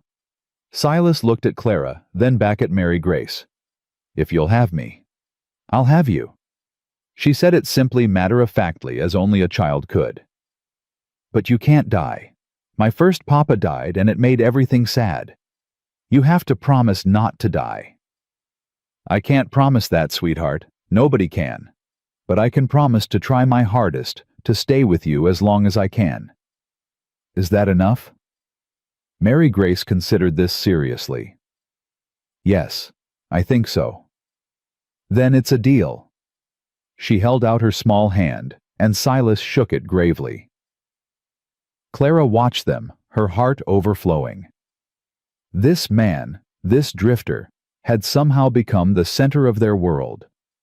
And instead of feeling threatened, she felt complete. But trouble was coming. She could feel it the way she felt storms before they arrived. And sure enough, trouble came riding up the trail the very next week. Clara saw them first, 3 riders approaching from the direction of town. Her stomach clenched when she recognized the led horse. "Silas!" He looked up from the harness he was mending. Saw the riders. His face went still. "Get the children inside." "I'm not hiding." "Clara, I said I'm not hiding." She lifted her chin. "Whatever he's got to say, he can say it to both of us." The riders pulled up in the yard. Harker was in front, as expected, his face twisted with ugly satisfaction. Behind him were Vernon and a man Clara didn't recognize, a stranger, with a badge pinned to his coat. "Mrs. Sullivan," Harker said, "I told you I'd ask questions about your friend here. I got answers." "And you brought the law to share them." Clara's voice was steady, despite her racing heart. "This is Marshal Tom Brackett, up from Helena." Harker gestured to the stranger. "He was real interested when I mentioned the name Silas Callahan." Clara looked at Silas. His expression was unreadable, but something in his stance had changed, a subtle tension, a readiness. "Marshal," Silas said, his voice neutral. "Callahan." The marshal's eyes were hard, assessing. "Been a long time." "You know each other?" "We do." Brackett shifted in his saddle. "Rode Rangers together back in the day, before Callahan here killed a boy in Abilene and ran." Clara's blood went cold. She looked at Silas, waiting for him to deny it. He didn't. "That's not the whole story," Silas said quietly. "Isn't it? The way I heard it, you shot down Billy Carson in cold blood. Kid was barely 18. Kid was drunk and trying to put a knife in my gut. I defended myself." "So you say, but you didn't stick around for a trial, did you? Just packed up and disappeared." Brackett leaned forward. "That looks guilty to me. I left because I couldn't stomach any more killing, not because I had something to hide." "Pretty words. Got any proof?" Silas was silent. "That's what I thought." Harker's voice oozed triumph. "So you see, Mrs. Sullivan, this man you've been harboring is a murderer, a fugitive from justice, and now that the marshal knows where he is. I'm not here to arrest him." Harker's head snapped toward Brackett. "What?" "I'm not here to arrest him." The marshal's voice was flat. "I looked into the Carson case before I rode up. Witnesses confirmed it was self-defense. The warrant was dropped years ago." Harker's face went purple. "Then why?" "Because you told me there was a dangerous criminal threatening a widow and her children. You made it sound like he was holding her hostage." Brackett's eyes swept the scene, Clara standing beside Silas, the children watching from the cabin doorway, none of them showing any fear of the man beside them. "That doesn't look like a hostage situation to me. She's been deceived, manipulated." "Have you, ma'am?" Brackett addressed Clara directly. "Has this man done anything to harm you or your children?" "No." Clara's voice rang clear. "He's done nothing but help us. He saved my daughter's life 3 days ago, rode through a blizzard to get medicine when she was dying of fever. And you're with him willingly. I'm engaged to marry him." Brackett nodded slowly, then turned back to Harker. "Sounds to me like you wasted my time, Mr. Harker. Dragged me 50 miles in the cold for nothing." "But he, the Carson boy, was a drunk who attacked a ranger with a knife. Callahan did what any lawman would do." Brackett gathered his reins. "My advice, let this go. Find someone else to bother. Because from where I'm sitting, the only one causing trouble here is you." He turned his horse and rode away without looking back. Harker sat frozen, his face contorted with rage. Vernon looked nervously between his father and Silas, his hand twitching toward his gun. "This isn't over," Harker hissed. "Yeah, it is." Silas stepped forward, his voice soft but dangerous. "You've tried twice now to drive me off. You've failed twice. There won't be a third time." "You threatening me?" "I'm telling you how it's going to be. Mrs. Sullivan and her children are under my protection. Anyone who tries to hurt them, anyone who spreads lies about them, anyone who makes their lives harder than they need to be, they'll answer to me." "You don't scare me." "Then you're not as smart as you think you are." The two men stared at each other. Clara held her breath, watching the tension crackle between them. Finally, Harker looked away. "This isn't over," he said again, but the words had lost their power. He yanked his horse's head around and kicked it into motion. Vernon followed, casting one last dark look over his shoulder. When they were gone, Silas's shoulders dropped. He reached up and removed his hat, running a hand through his hair. "I should have told you," he said. "About Carson. About all of it." "You did tell me, that night by the fire." "Not everything, not the details." "I didn't need details." Clara moved to stand beside him. "I needed to know who you are, and I know that. A man who kills in self-defense isn't a murderer, he's a survivor." Silas looked at her, something raw and vulnerable in his eyes. "You still want to marry me? Even now?" even knowing the whole town will hear about this by nightfall." Clara took his face in her hands, the way she had the night she asked him to marry her. Silas Callahan. "I don't care what this town thinks. I don't care what Harker says. I don't care about anything except that you're here and you love my children, and you rode through a blizzard when my daughter was dying." She kissed him right there in the yard where anyone could see. "Now stop asking foolish questions and help me get supper started. We've got a wedding to plan." Silas laughed a real laugh, surprised and joyful. "Yes, ma'am. Whatever you say." They walked inside together, and the children surrounded them immediately, all talking at once. "Is the bad man gone? Are we safe? Can we still have the wedding?" "Yes," Clara said, gathering as many of them as she could reach into her arms. "Yes to all of it. We're safe. We're together. And we're going to be just fine." Over their heads she met Silas's eyes.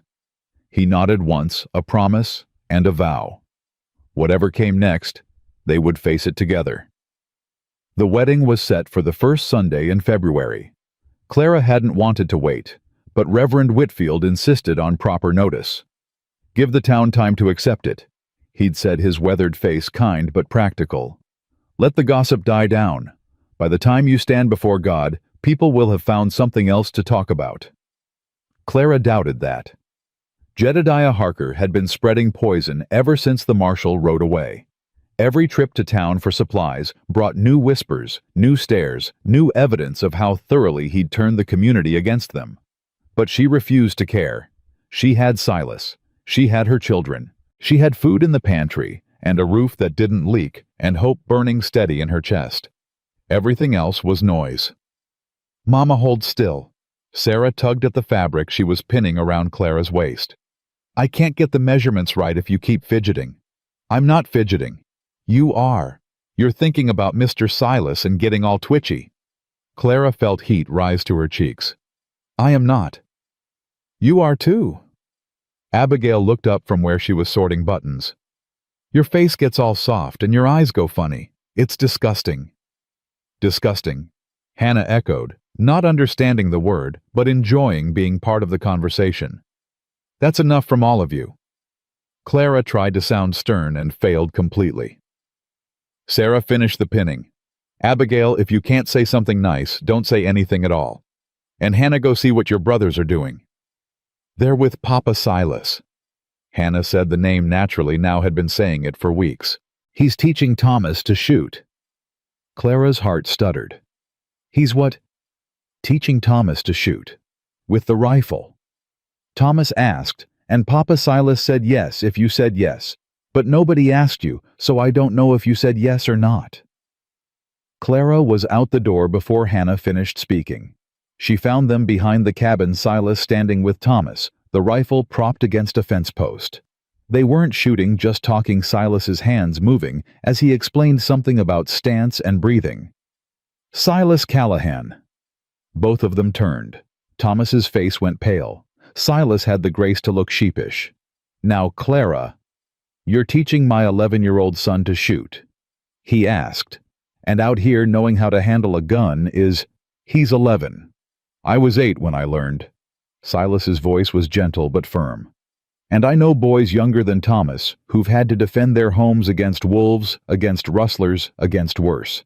I ain't saying he needs to shoot anyone. I'm saying he needs to know how, so if the time ever comes, he's prepared." Clara opened her mouth to argue, then stopped. She looked at Thomas, really looked at him. At the determination in his young face, the set of his shoulders, the way he stood, like he was ready to protect something. He wasn't a little boy anymore. He was becoming a man, whether she was ready for it or not. "You should have asked me first," she said finally. "You're right. I should have. I'm sorry. And you." She turned to Thomas. "Going behind my back is not acceptable. If you want something, you ask, directly. Understood?" "Yes, ma'am." Clara stood there, torn between maternal protectiveness and practical reality. Out here in this harsh land, children grew up fast. They had to. "Fine," she said at last. "You can learn. But not without supervision, and not until Silas says you're ready. And the first time you point that rifle at anything, you shouldn't. Lessons are over. Permanently." Thomas's face split into a grin. "Yes, ma'am. Thank you, Mama." He threw his arms around her all gangly limbs and boyish enthusiasm, and Clara held him tight. Her son. Her firstborn boy. Growing up so fast. "Go on then," she said, releasing him. "But be careful." She watched them for a moment, Silas patiently correcting Thomas's grip, Thomas listening with an intensity he rarely showed for anything else, then went back inside. Sarah was waiting, pins still in hand. "Well, he can learn." "Really?" Sarah's eyebrows rose. "I thought you'd forbid it." "So did I." Clara resumed her position for the fitting. "But Silas was right. Out here, Thomas needs to know these things. I can't protect him from everything. You can't protect any of us from everything." Sarah's voice was quiet, mature beyond her years. "That's why we need him, Mama. Not just for you. For all of us." Clara reached out and touched her daughter's cheek. "When did you get so wise? Somewhere between Papa dying and you almost giving up." Sarah's eyes were serious. "I watched you, Mama. Those first months. I thought I was going to lose you too. You were there, but you weren't really there. Like a ghost wearing your face." Clara's throat tightened. "Sarah, Mr. Silas brought you back. Whatever happens, I'll always be grateful to him for that." They finished the fitting in silence, but it was a comfortable silence. The silence of two women who understood each other. The days leading up to the wedding passed quickly. Silas worked from dawn to dusk, finishing projects he'd started and beginning new ones. A proper chicken coop. A reinforced fence. A new door for the cabin with real hinges instead of leather straps. Every improvement was a promise, a declaration that he was staying, that this was his home now too. The children adapted to having him there with remarkable ease. Even Mary Grace, still recovering from her illness, had grown comfortable enough to sit beside him during meals. She didn't talk much, but she listened to his stories, and sometimes Clara caught her smiling. Samuel had become Silas's shadow, following him everywhere, asking endless questions about horses and weather and why the sky was blue. Silas answered every one with patience, never dismissing the boy's curiosity. Benjamin and Hannah simply accepted Silas as part of their world, the way children accepted sunshine and gravity. He was Papa Silas, and that was that. Only Sarah and Thomas maintained any distance, and even that was shrinking. Thomas's shooting lessons had opened something between him and Silas, a male bond that Clara couldn't quite understand but was grateful for. And Sarah, for all her wariness, had started asking Silas's advice on things. Small things at first. What to do about a sick chicken. Whether to use the last of the flour for bread or biscuits. They were becoming a family. Slowly, imperfectly, but unmistakably. 3 days before the wedding, Martha Chen appeared at the cabin door. Clara nearly dropped the bowl she was holding. Martha was the wife of James Chen, the Chinese carpenter who lived on the edge of town. Clara had seen her in passing, but never spoken to her. The woman kept to herself, and the town's prejudice against her husband extended to her as well. "Mrs. Chen, I didn't expect. Please come in." Martha stepped inside, her eyes taking in the cabin's modest interior with quick assessment. She was small, barely 5 feet, with dark hair pulled back severely and hands that showed years of hard work. "I heard you're getting married," she said without preamble. "To the drifter." "His name is Silas Callahan. And yes, I am." "The town's talking." "The town's always talking." Martha's mouth quirked in something that might have been a smile. "True enough. They talk about us too. About me and James. Say we shouldn't be allowed. Say our marriage isn't real because he's Chinese and I'm not." Clara felt a flash of anger on Martha's behalf. "That's ignorant and cruel." "It is." Martha reached into the basket she carried and pulled out something wrapped in cloth. "I brought you this, for your wedding." Clara unwrapped the cloth carefully. Inside was a beautiful piece of embroidery, delicate flowers, and birds worked in silk thread, the kind of craftsmanship that must have taken months. It's for your table, Martha said, or wherever you want. My mother made it for my wedding. She said it brings good fortune. Mrs. Chen, I can't accept this. It's too precious. You can and you will. Martha's voice was firm. You're like me now, Mrs. Sullivan, an outsider. Someone the town has decided to hate. She paused. Outsiders need to stick together. Clara looked at this woman she'd never really seen before, this stranger who'd walked through cold and prejudice to bring her a gift. Thank you, she said softly. Would you come to the wedding, I mean? You and your husband. It would mean a great deal to us. Martha's eyes widened slightly. You want us there? I do. Very much. For a moment, Martha's careful composure cracked, and Clara saw the loneliness underneath. The longing to belong somewhere to someone. We'll come, Martha said. Thank you. After she left, Clara stood holding the embroidery, thinking about the strange ways that people found each other. Two women with nothing in common, except being outcasts. Now allies, maybe even friends. The night before the wedding, Silas found Clara sitting on the porch wrapped in a blanket against the cold. Can't sleep? He asked, settling beside her. Too much thinking. Thinking about what? Clara was quiet for a moment, organizing her thoughts. About Ezra. About the day I married him. I was so young, Silas. 18 years old and certain I knew everything. Certain that love was enough to make anything work. Was it? For a while. We had good years before the children came so fast and the money got so tight. Before the West broke us down. She pulled the blanket tighter. I loved him. I did. But I don't know if I ever really knew him. We were so busy surviving, we forgot to actually live. Silas took her hand, his warmth cutting through the cold. What are you trying to say? I'm trying to say that I'm scared. Clara turned to face him. Not of marrying you. Of making the same mistakes. Of losing myself again in survival mode and forgetting to pay attention to what matters. Then we won't let that happen. How? By paying attention. His eyes were steady, serious. By talking to each other even when it's hard. By remembering that this family we're building is more important than any homestead or harvest or amount of money. He lifted her hand to his lips. I've been alone a long time, Clara. I know what it's like to lose yourself in just getting through each day. I don't want that for us.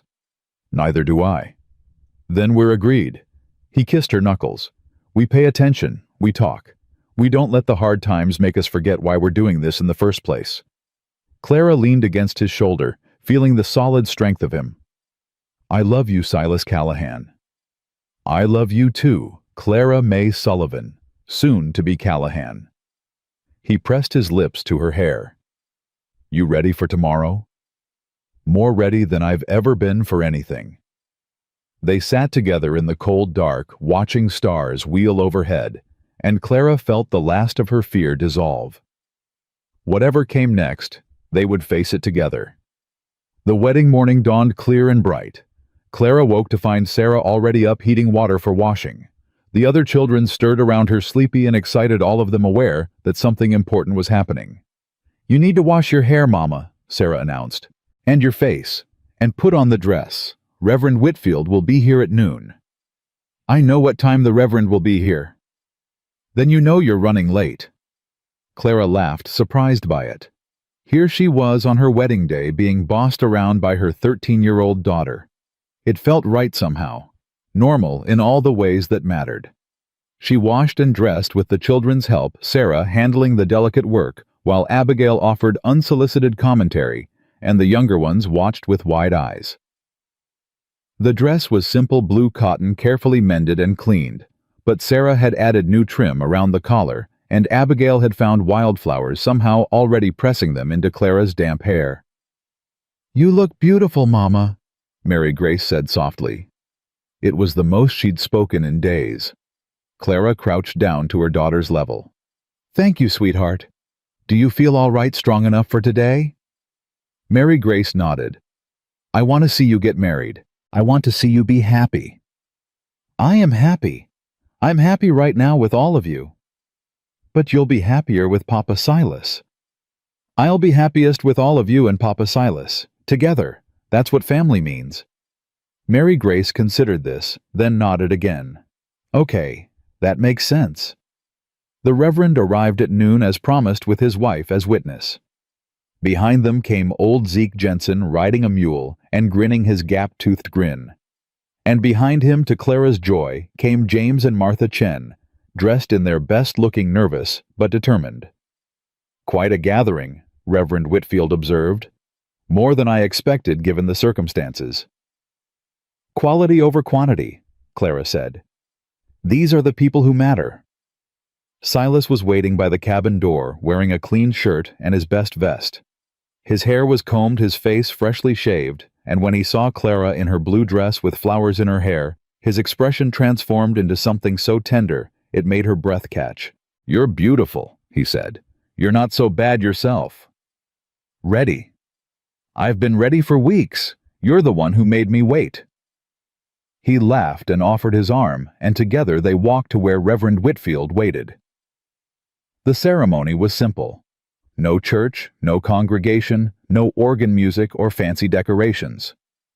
Just two people standing in a snowy yard surrounded by 7 children and a handful of friends who'd chosen to be there despite what the town thought. But when Reverend Whitfield asked Clara if she took this man, her voice rang out clear and strong. I do. And when he asked Silas the same question, his answer was equally certain. I do. Silas slid a ring onto Clara's finger, a simple band of silver worn smooth with age. It was my mother's, he said quietly. Jensen kept it for me all these years. I'd like you to have it. Clara looked at the ring, this symbol of another woman's love story now passed on to her. I'll treasure it. By the power vested in me, Reverend Whitfield intoned. I now pronounce you husband and wife. You may kiss the bride. Silas kissed her gentle and reverent, and the children erupted into cheers. You're married, Benjamin shouted, bouncing with excitement. You're married! You're married! Does this mean we have a papa for real now? Hannah asked. For real, Silas confirmed, scooping her up. For real and forever. They celebrated with food and laughter crowded into the cabin that suddenly felt too small and absolutely perfect. Jensen had brought whiskey for the adults and peppermints for the children. Martha Chen had made dumplings, her family's traditional celebration food, and the children declared them the best thing they'd ever tasted. As the afternoon wore on and the celebration wound down, Clara found herself standing at the window watching the guests depart. Jensen rode away on his mule waving. The Chens followed Martha, looking back once with something like joy on her guarded face. Reverend Whitfield paused at the door. You've got a good man there, Mrs. Callahan. Mrs. Callahan. The name sent a thrill through her. I know, she said. Thank you for everything. Thank me by being happy. That's all the thanks I need. When they were finally alone, or as alone as they could be with 7 children, Silas pulled Clara close. Hello, wife. Hello, husband. Strange words. Good words.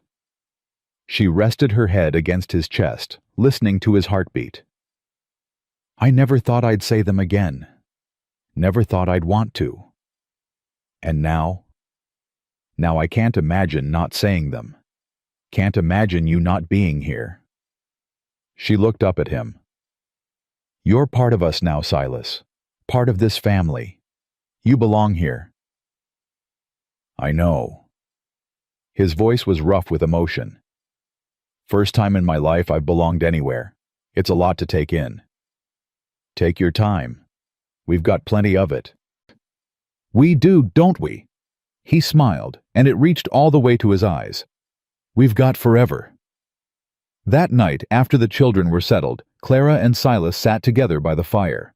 The cabin was quiet, the only sounds the crackling flames and the soft breathing of sleeping children. What are you thinking about? Clara asked. About how different things are. A month ago, I was drifting. No home, no purpose, no reason to stay anywhere longer than it took to earn my next meal. He stared into the flames. Now I've got a wife, 7 children, a place that needs me. Does it scare you? Terrifies me. He turned to look at her, but in a good way. The kind of scared that means something matters, that there's something worth protecting. I felt that way when each of my children was born, terrified and joyful and overwhelmed all at once. That's exactly it. He took her hand. I spent so long running from anything that could hurt me. Figured if I never stayed, I'd never have anything to lose. But the truth is, I was already lost. Just didn't know it. And now I'm found. He lifted her hand to his lips. You found me, Clara. You and those 7 beautiful, maddening, wonderful children. You gave me something I didn't even know I was looking for. Clara's eyes burned. Silas, let me finish. I need to say this. He took a breath. I know I'm not their real father. I know I can never replace Ezra, and I wouldn't want to. But I swear to you, here and now, I will love them like they're mine. I will protect them with everything I have. I will be there for every scraped knee and bad dream and broken heart. And when they're grown, when they leave to build their own lives, I will be proud of them, proud to have been part of their story. Clara couldn't speak, could barely breathe. And you. Silas cupped her face in his hands. I will love you until my last breath. I will work beside you, struggle beside you, celebrate beside you. I will be your partner in everything. And when times get hard, because they will, that's just how life is. I will not run. I will not leave. I will stand with you always. That's my vow. Not just for today, but for every day that comes after. Clara kissed him, pouring everything she felt into it. The gratitude, the love, the fierce hope for the future they would build together. I love you, she whispered against his lips. I love you too, now and forever. They stayed by the fire until it burned to embers, wrapped in each other's arms, listening to the quiet sounds of their family sleeping. Tomorrow would bring new challenges. Harker's resentment hadn't disappeared with the wedding, and the hard work of surviving in this harsh land never stopped. But tonight, Clara let herself simply be happy. She was married. She was loved. She was home. Spring came slowly to Bitter Creek. First, the snow softened, losing its killing edge. Then the creek began to move beneath its ice whispers of water, finding their way through frozen banks. And finally, one morning in early March, Clara woke to the sound of birdsong. Mama! Benjamin burst through the door, his face bright with wonder. The birds came back. The birds came back. Clara stepped onto the porch, Silas beside her, and watched the valley come alive. Green was pushing through the brown and white, tentative but determined. The air smelled different, warmer, wetter, full of promise. Time to start planning the garden, Silas said. Already, Clara laughed. The ground's barely thawed. Exactly. Need to get the plans sorted before the ground's ready. Otherwise, we'll be behind before we start. He pulled a worn piece of paper from his pocket, covered in sketches and notes.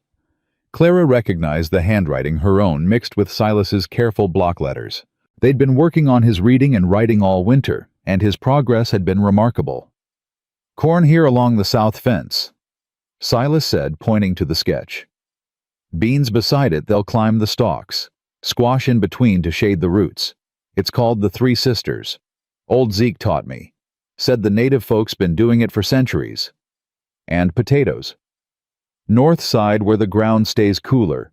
Carrots too, and turnips. Silas looked up, his blue eyes bright with enthusiasm. Clara, if we do this right, we'll have enough to feed all of us through next winter, and still have surplus to trade. Surplus. Clara rolled the word around in her mouth. I can't remember the last time we had surplus of anything. Get used to it. Silas pulled her close, kissing her forehead. This is our year. I can feel it. She wanted to believe him. After everything they'd survived, the hunger, the storms. Mary Grace's illness, Harker's persecution. She wanted to believe that the hard times were behind them. But Clara had learned not to trust good fortune. It always seemed to come with a price. The price came calling 3 days later. Clara was alone in the cabin when she heard the horses. Silas had taken Thomas and Samuel to check the fence lines, and Sarah had the younger children down by the creek looking for the first spring wildflowers. 3 riders. Vernon Harker in front, flanked by 2 men Clara didn't recognize. Hired hands from the look of them. Hard-faced men with guns on their hips. Clara's heart hammered, but she kept her voice steady as she stepped onto the porch. "Mr. Harker, your father send you—" Vernon's smile was ugly. "My father don't know I'm here. This is personal." "Personal? You made a fool of him. That drifter of yours made a fool of him. The whole town's been laughing behind his back for months." Vernon leaned forward in his saddle. "Someone needs to pay for that." "And you think that someone is me?" "I think that someone is whoever's convenient." Vernon gestured to his men. "Search the property. Take whatever's valuable. When her husband gets back, we'll have a conversation about respect." The men dismounted, moving toward the cabin. Clara stepped in front of the door. "You're not coming in here. Lady, get out of the way. We ain't going to hurt you, just taking what's owed." "Nothing here is owed to anyone. This is my home. You have no right." One of the men reached for her arm. Clara pulled the knife from her apron pocket. The one Silas had given her insisted she carry everywhere, and pressed it against the man's wrist. "Touch me again, and you'll lose this hand." The man froze. Vernon laughed, but there was uncertainty in it now. "You think a little knife scares us? I think you're 3 men threatening a woman alone on her property. I think if my husband comes back and finds you here, there won't be enough left of you to bury." Clara's voice was ice. "I think you're a coward, Vernon Harker, just like your father, and I think you should leave while you still can." "Why you?" "Vernon." The voice came from behind them. All 3 men spun. Silas sat on his horse at the edge of the yard, rifle resting easy across his saddle. Thomas was beside him, his own rifle, the one Silas had taught him to use, pointed steady at Vernon's chest. "Afternoon, gentlemen," Silas said pleasantly. "Something I can help you with?" Vernon's face had gone pale. He looked between Silas and Thomas, calculating odds. "This ain't your business, Callahan." "Everything that happens on this property is my business. These are my people. This is my home." Silas's voice hadn't changed, still pleasant, still calm, but something in his eyes had gone cold. "You want to threaten my wife? You want to steal from my family?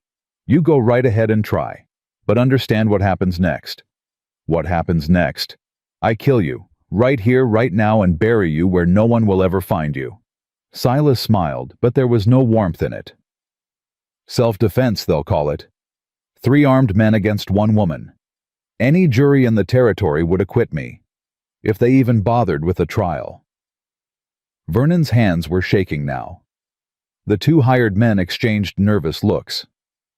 "This ain't over," Vernon said. "Yeah, it is."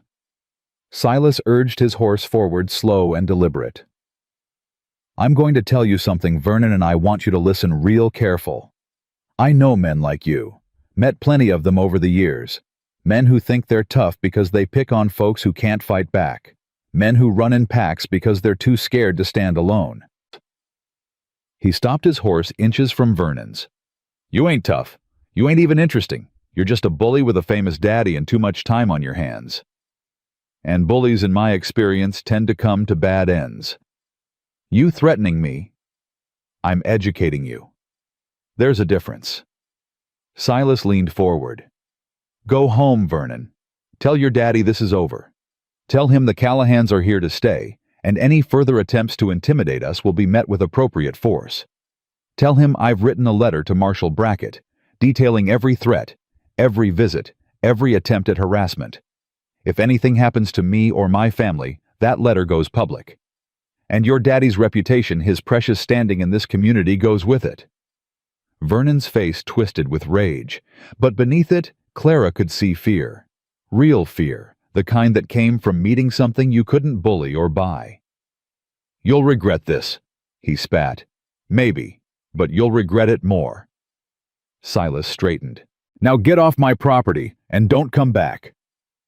Vernon wheeled his horse and kicked it into a gallop, his hired men scrambling to follow.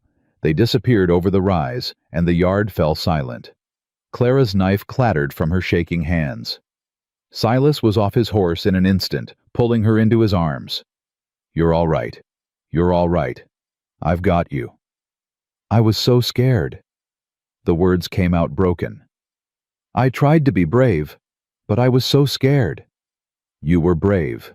You were magnificent." He held her tighter. Standing there with nothing but a knife facing down 3 armed men. That took guts, Clara. More guts than most men have. "I didn't know what else to do." "You did exactly right." Silas pulled back, looking into her eyes.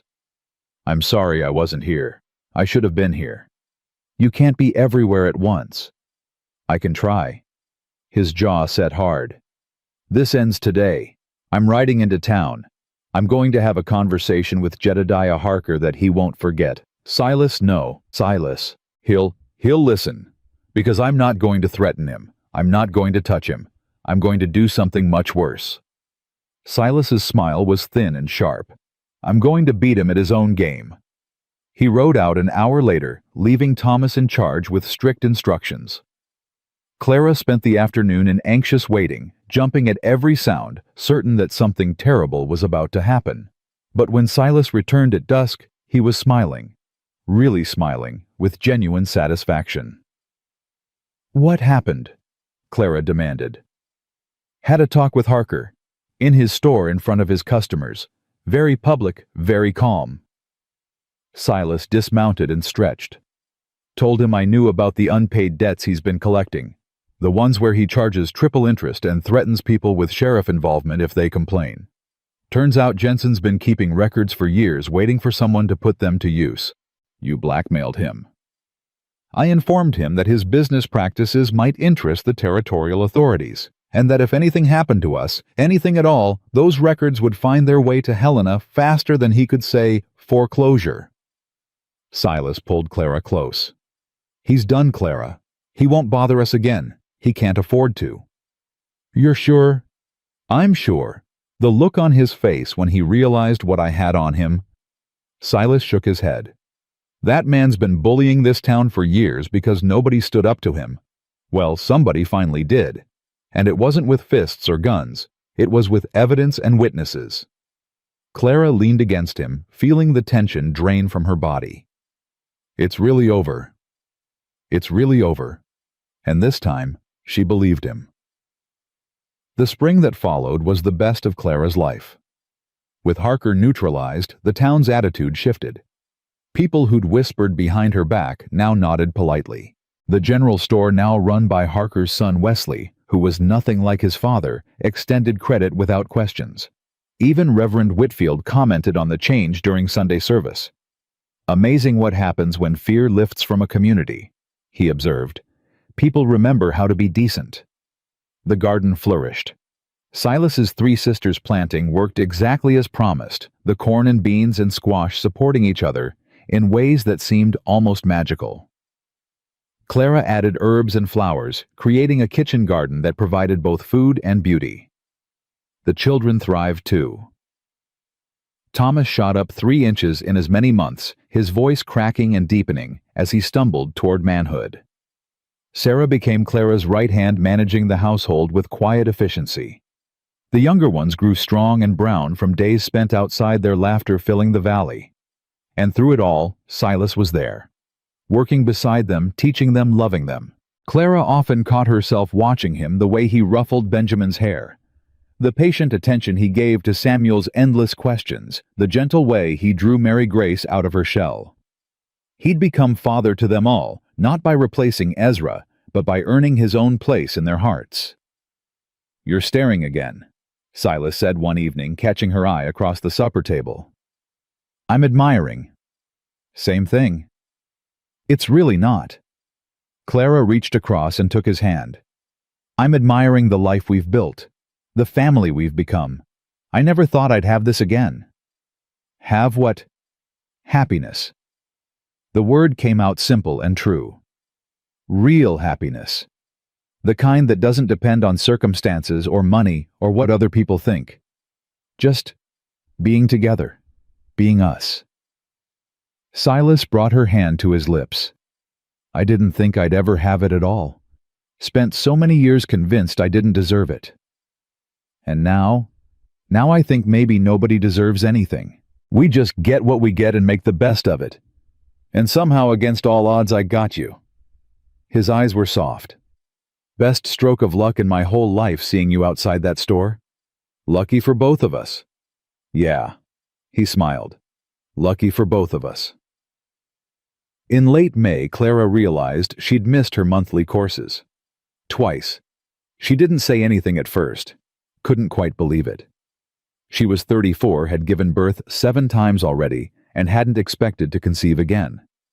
But as the weeks passed and the signs became undeniable, she had to accept the truth. She was pregnant. The question was how to tell Silas.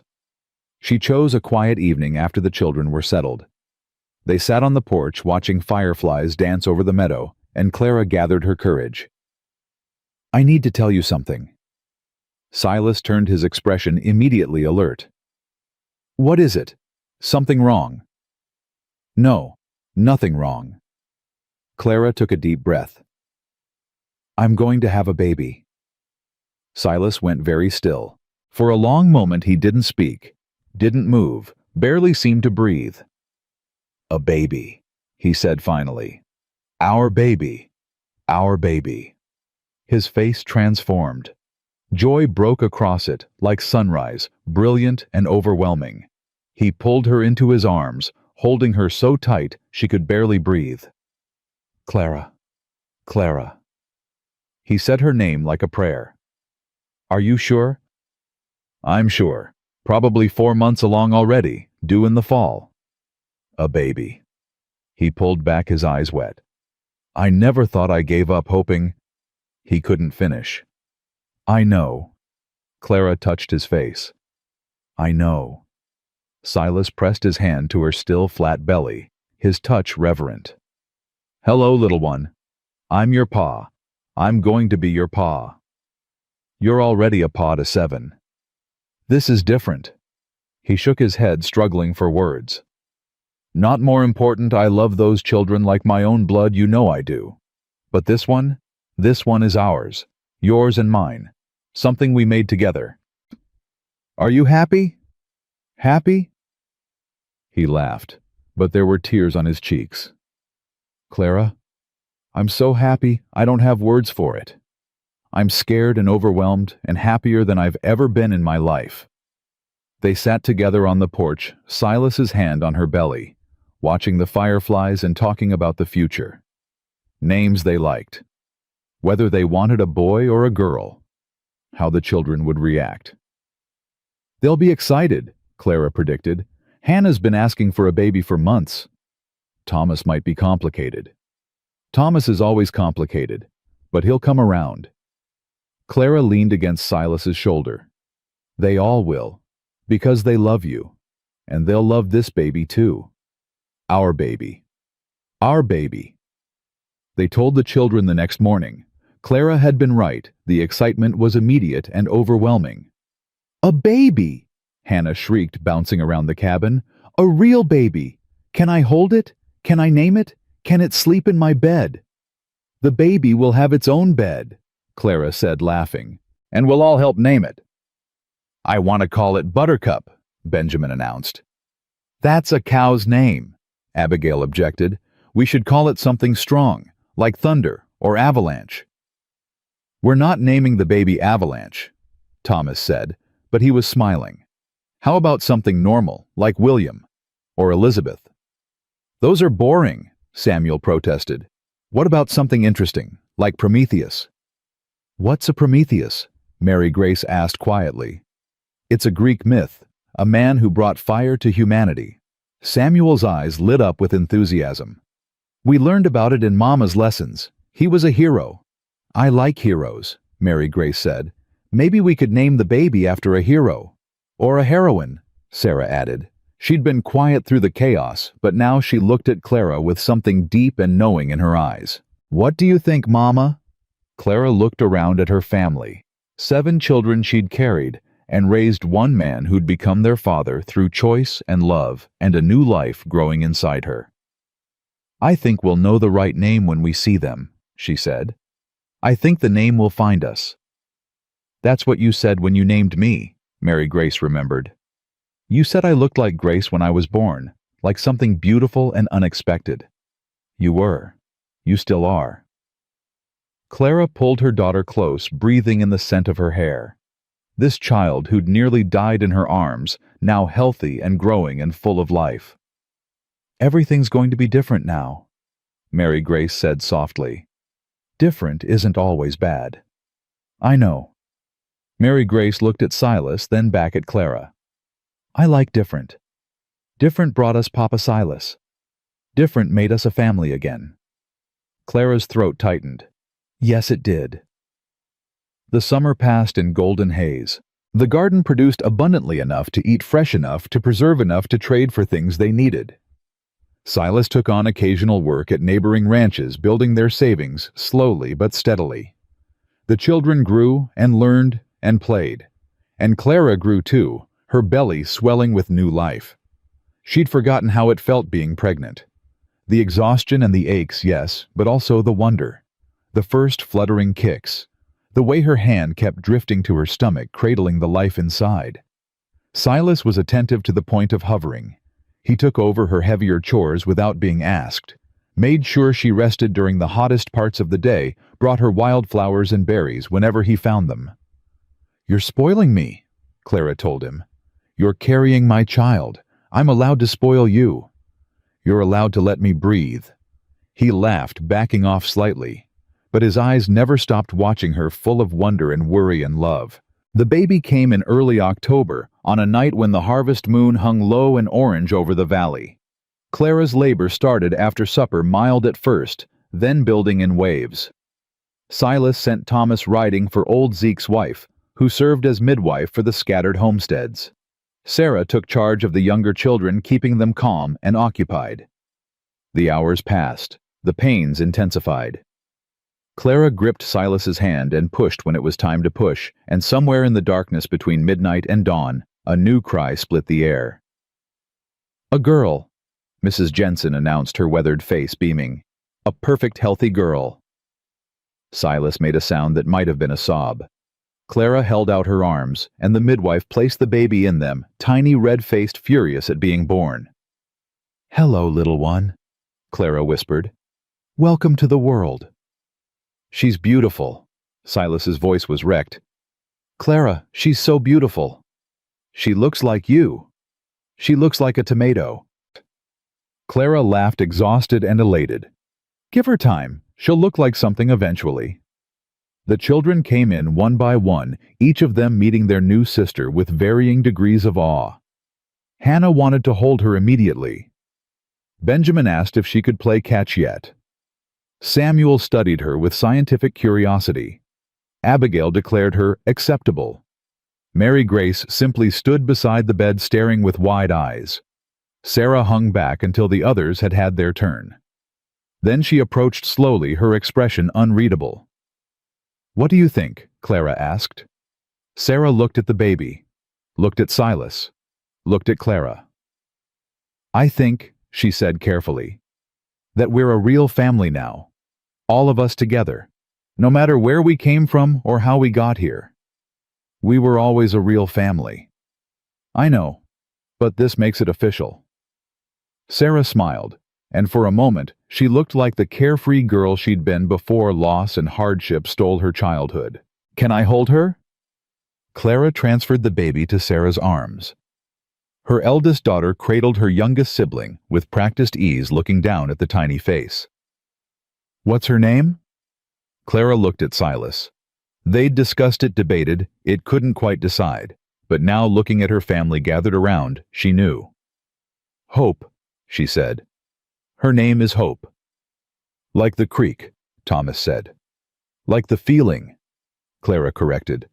Because that's what she represents. What all of you represent. Hope for the future. Hope for better days. Hope that no matter how hard things get, there's always something worth fighting for. Silas knelt beside the bed, his hand finding Clara's. Hope Callahan.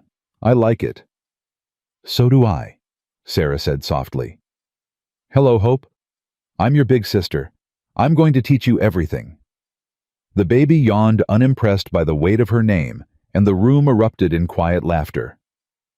Later, after the children had been shooed to bed, and Mrs. Jensen had departed with promises to return tomorrow, Clara and Silas sat together, their daughter asleep between them. Thank you, Silas said. For what? For everything. For trusting me that day in town, for letting me stay, for this. He gestured at the baby, the cabin, the life they'd built. For all of it. You're the one who stopped, Clara reminded him. You're the one who saw a starving woman and decided to help. You're the one who chose us. Best choice I ever made. Mine too. They sat in comfortable silence, watching their daughter sleep. Outside, the moon had set, and the sky was starting to lighten toward dawn. What are you thinking? Clara asked. I'm thinking about the day we met. How you looked standing outside that store. So desperate, but so proud. I knew right then that you were someone special. You couldn't have known that. I felt it. Silas touched her face, gentle as always. I felt like I was supposed to find you. Like everything I'd been through, all the drifting and running and being alone, was just preparation for that moment. For you. Clara's eyes burned. Silas. I love you, Clara May Callahan. I love you, and I love our children, all 8 of them now, and I love this life we've built. His voice was rough with emotion. I know it hasn't been easy. I know there's hard times ahead, there always are. But I also know that as long as we're together, we can face anything. Together, Clara agreed. Always together. She leaned against him, watching their daughter sleep, thinking about everything that had led to this moment. The hunger and fear. The stranger who'd appeared from nowhere with an offer of help. The slow building of trust, then love. The battles fought and won. The family they'd become. 8 children now. A home that didn't leak. A garden full of food. A husband who loved her completely. It wasn't perfect. Nothing ever was. But it was hers, and it was real, and it was more than she'd ever dared to hope for. Hope. That was what Silas had given her that cold December day outside Harker's store. Not just food or shelter or protection. Hope. The belief that things could be better. That she was worth helping. That even in the darkest times, there were people willing to reach out a hand. And now she was passing that hope on to her daughter, to all her children, to this family that had been built from broken pieces and stubborn love. We did good, Clara whispered. We did. Silas pressed a kiss to her hair. We did real good. Outside, the first birds were starting to sing. A new day was dawning, full of promise and possibility. Clara May Callahan held her daughter close, leaned against the man she loved, and smiled. They had found each other in the darkest winter, and together they had built something that would last. A home, a family, a future, and that she knew now was everything.